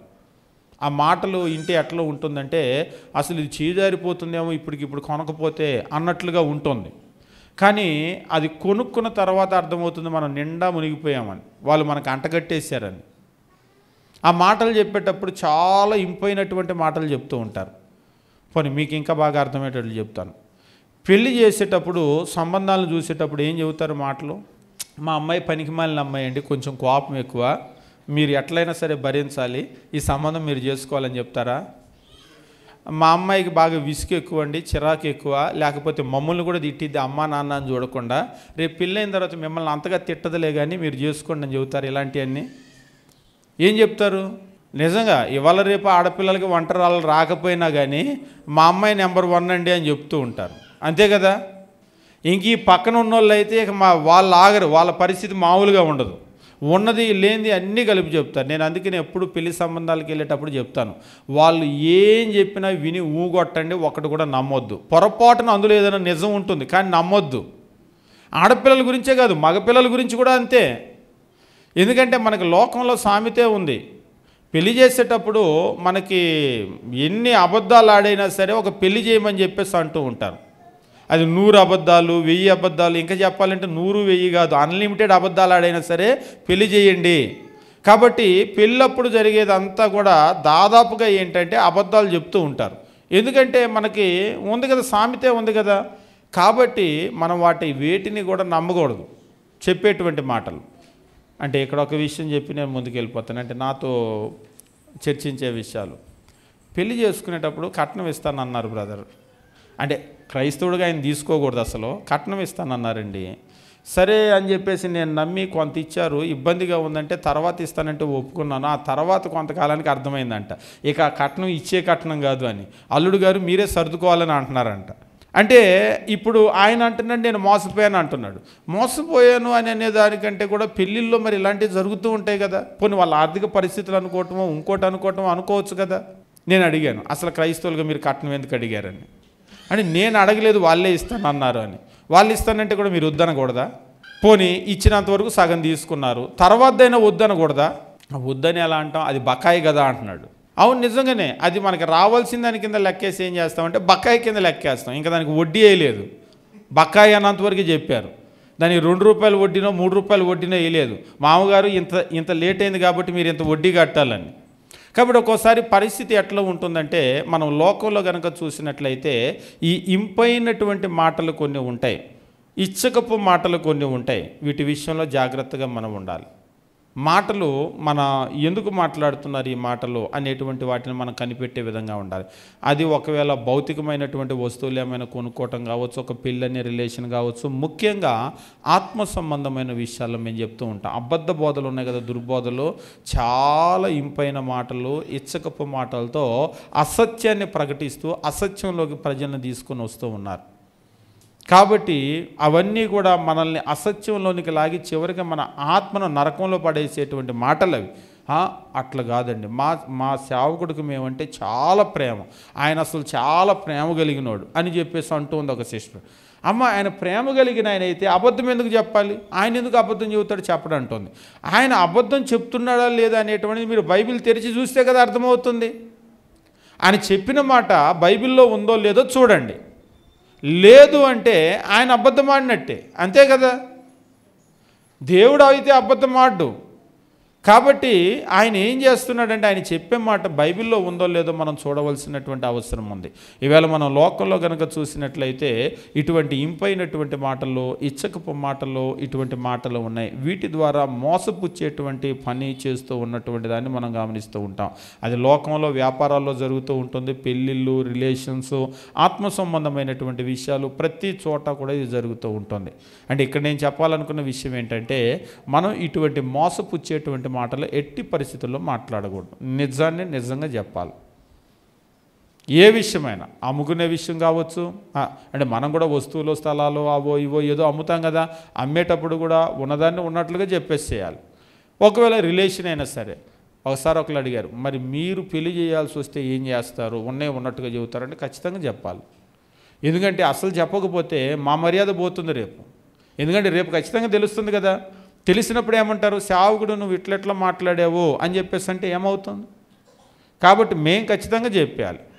అందుకనే కొంతమంది ఇవాళ ఏం చేస్తూ ఉన్నారంటే, పెళ్ళిళ్ళు చేసుకునేటప్పుడు ఎవరైతే నమ్మకంగా మాట్లాడతారో వాళ్ళ ద్వారానే, ఇప్పుడే కాదు లోకంలో కూడా పెళ్లి సంబంధం అంటే నమ్మకమైన వ్యక్తుల ద్వారా వెళ్తారు. ఎందుకంటే సమాచారం మనకు అందిస్తారని.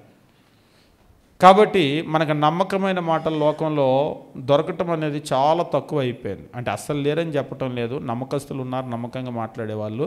కానీ ప్రతి క్రైస్తవుడు కూడా నమ్మకమైన స్వభావం కలిగి ఉండాలి, ముఖ్యంగా మాట్లాడేటువంటి విషయంలో. లేని మాటలు, కాని మాటలు, మోసపుచ్చే మాటలు ఎప్పుడు కూడా మనం మాట్లాడకూడదు. వాళ్ళు ఏదైనా మాట మాట్లాడారంటే 100% నిజమండి, అది నిజమైతేనే మాట్లాడతారు. ఫలానా బ్రదరు, సిస్టరు చాలా నమ్మకం, వాళ్ళ మాట నమ్మకం అని చెప్పే విధంగా మన మాటలు ఉండాలి. కాబట్టి మాటలు అనేటువంటివి చాలా చాలా ముఖ్యమైనటువంటివి. ఆ మాటలు ఎట్టి పరిస్థితుల్లో మనము మీరి వెళ్ళిపోకూడదు.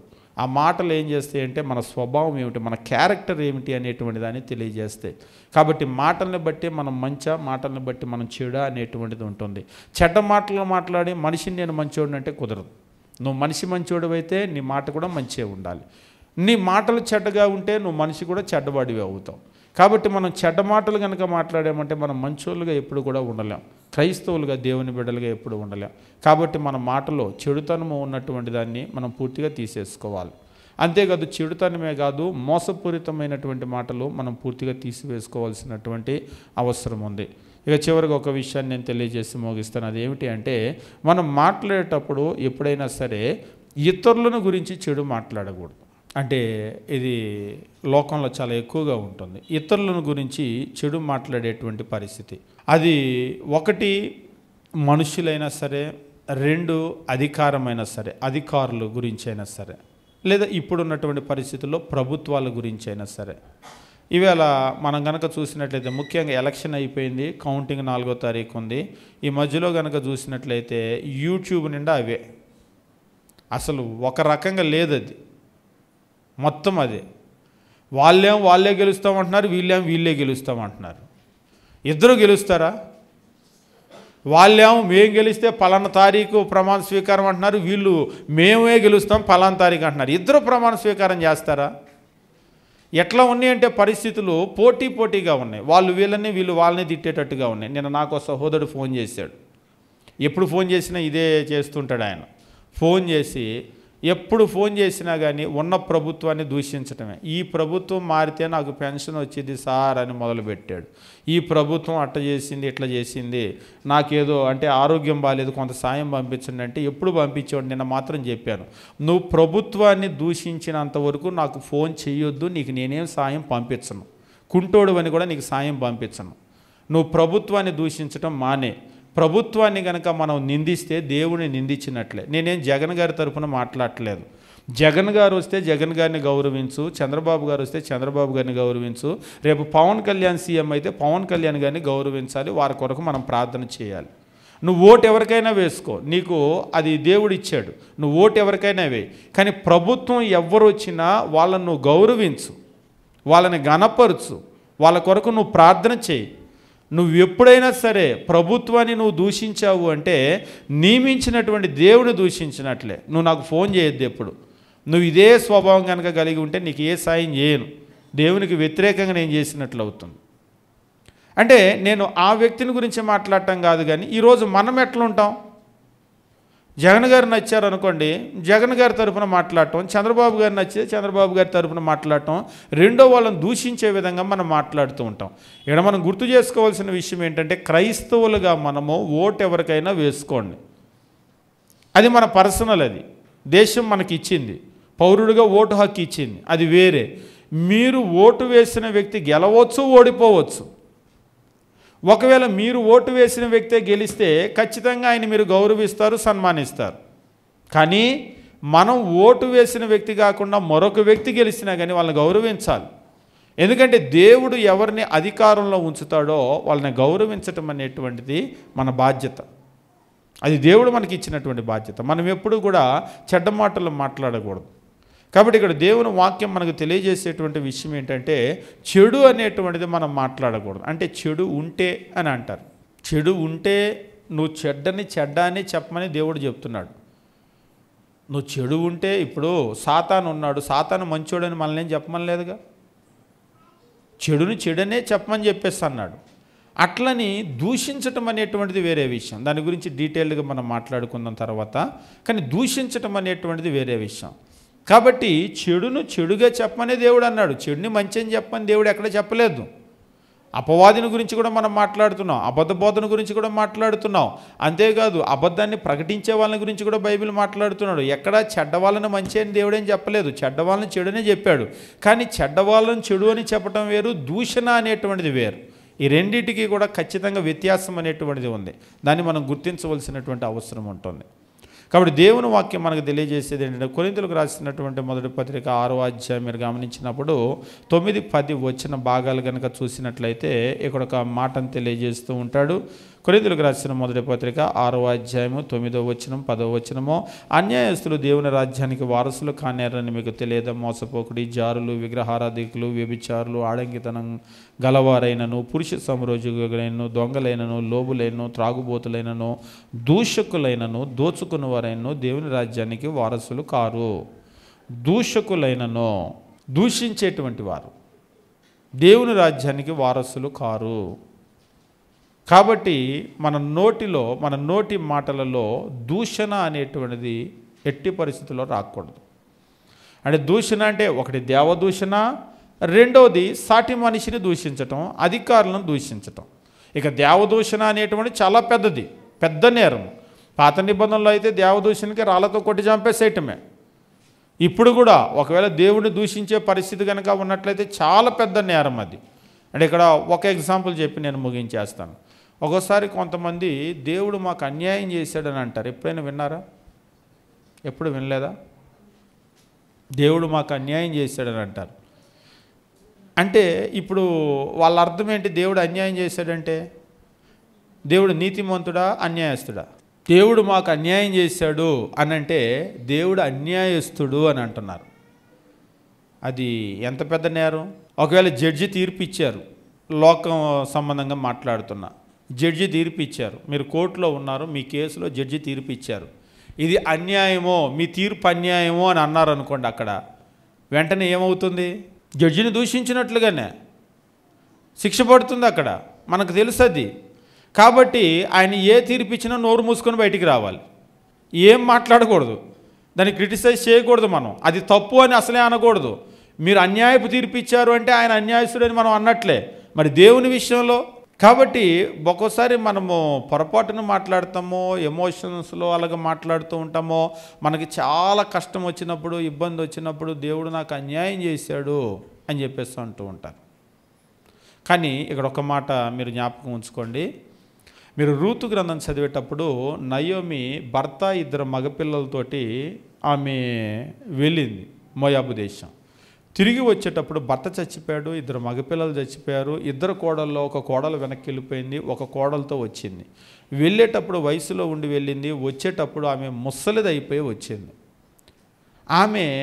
ఈమె నయోమి కదా అని చెప్పేసి వచ్చి జనులు గుర్తుపట్టినప్పుడు ఆమె ఒక మాట అంటుంది, సర్వశక్తుడు నన్ను రిక్తురాలిగా చేసెను అని అంటుంది. ఆ మాట మీరు బాగా గమనించండి. ఒకవేళ ఇంటికి వెళ్ళిన తర్వాత మీరు చూడండి, సర్వశక్తుడు నన్ను రిక్తురాలిగా చేశాను అంటే ఏమీ లేనిదానిగా నన్ను చేశాడు అని చెప్పేసి ఆమె అంటుంది.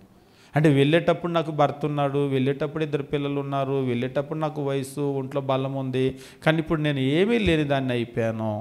భర్త లేడు, పిల్లలు లేరు, ఒంట్లో శరీరంలో శక్తి లేదు, ఏమీ లేదు, నన్ను రిక్తురాలిగా చేసాను అని అన్నటువంటి ఆ మాట ఉంటుంది కదా. ఆ మాటను గురించి ఒకసారి మీరు ఈ వారం ఆలోచన చేయండి, స్టడీ చేయండి ఇంటికి వెళ్ళిన తర్వాత. ఆ మాటలో ఏమైనా పొరపాటు ఉందా? సర్వశక్తుడు నన్ను రిక్తురాలిగా చేసాను అని అన్నటువంటి ఆ మాట ఉంది కదా. భక్తులు చాలామంది మాట్లాడేటువంటి మాటల్లో వాళ్ళు ఎంత బ్యాలెన్స్డ్గా మాట్లాడతారో ఒక్కసారి మీరు చూడండి. అంత ఎమోషన్స్లో కూడా ఎంత బ్యాలెన్స్డ్గా గీత గీసినట్టు అంతవరకే మాట్లాడతారు, కానీ దాటవతలకి వెళ్ళరు. కాబట్టి దూషణ అనేటువంటిది వేరు. ఉన్నమాట మాట్లాడితే దూషణ అని అనం. మనం ఎప్పుడైనా దూషణ అనేటువంటిది ఏమంటాం? లేని మాట, కాని మాట మాట్లాడితేనే దూషించడం అంటాం. ఉన్నమాట ఉన్నట్లు. ఇప్పుడు సాతాను చెడ్డవాడు అంటే సాతాన్ని దూషించడం అవుతుందా? అదేంటండి చెడ్డవాడిని చెడ్డవాడని చెప్తే దూషణ ఏమవుతుంది అని చెప్పేసి అంటాము, అంతే కదా. దొంగతనం చేసిన వాడిని దొంగ అంటే దూషణ అవుతుందా? నన్ను దొంగ అని దూషించొద్దంటే దొంగతనం చేసిన వాళ్ళని దొంగనే అంటారు. మనమే కదా, జడ్జి గారు కూడా దొంగనే అంటాడు. కాబట్టి ఇక్కడ మీరు చాలా జాగ్రత్తగా గమనించండి. ఇంటికి వెళ్ళిన తర్వాత ఈ వారము అక్కడ నయోమి మాట్లాడినటువంటి ఆ మాట ఉంటుంది కదా, దాన్ని గమనించండి. భక్తుల యొక్క జీవితంలో కూడా దేవుని గురించి వాళ్ళు ప్రస్తావించాల్సి వచ్చినప్పుడు, కష్టాలు ఇబ్బందులు వచ్చినప్పుడు, వాళ్ళు ప్రస్తావించవలసి వచ్చినప్పుడు ఎట్లా మాట్లాడారనేటువంటి ఆ మాటలు చూడండి.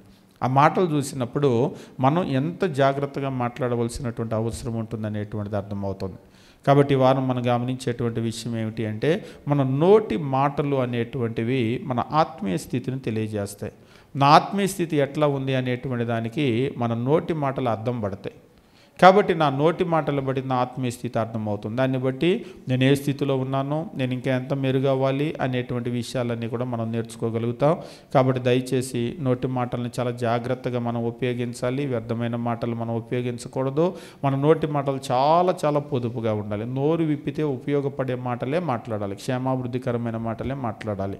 అట్లా మనం ఉండటానికి దేవుడు మనల్ని బలపరచునుగాక.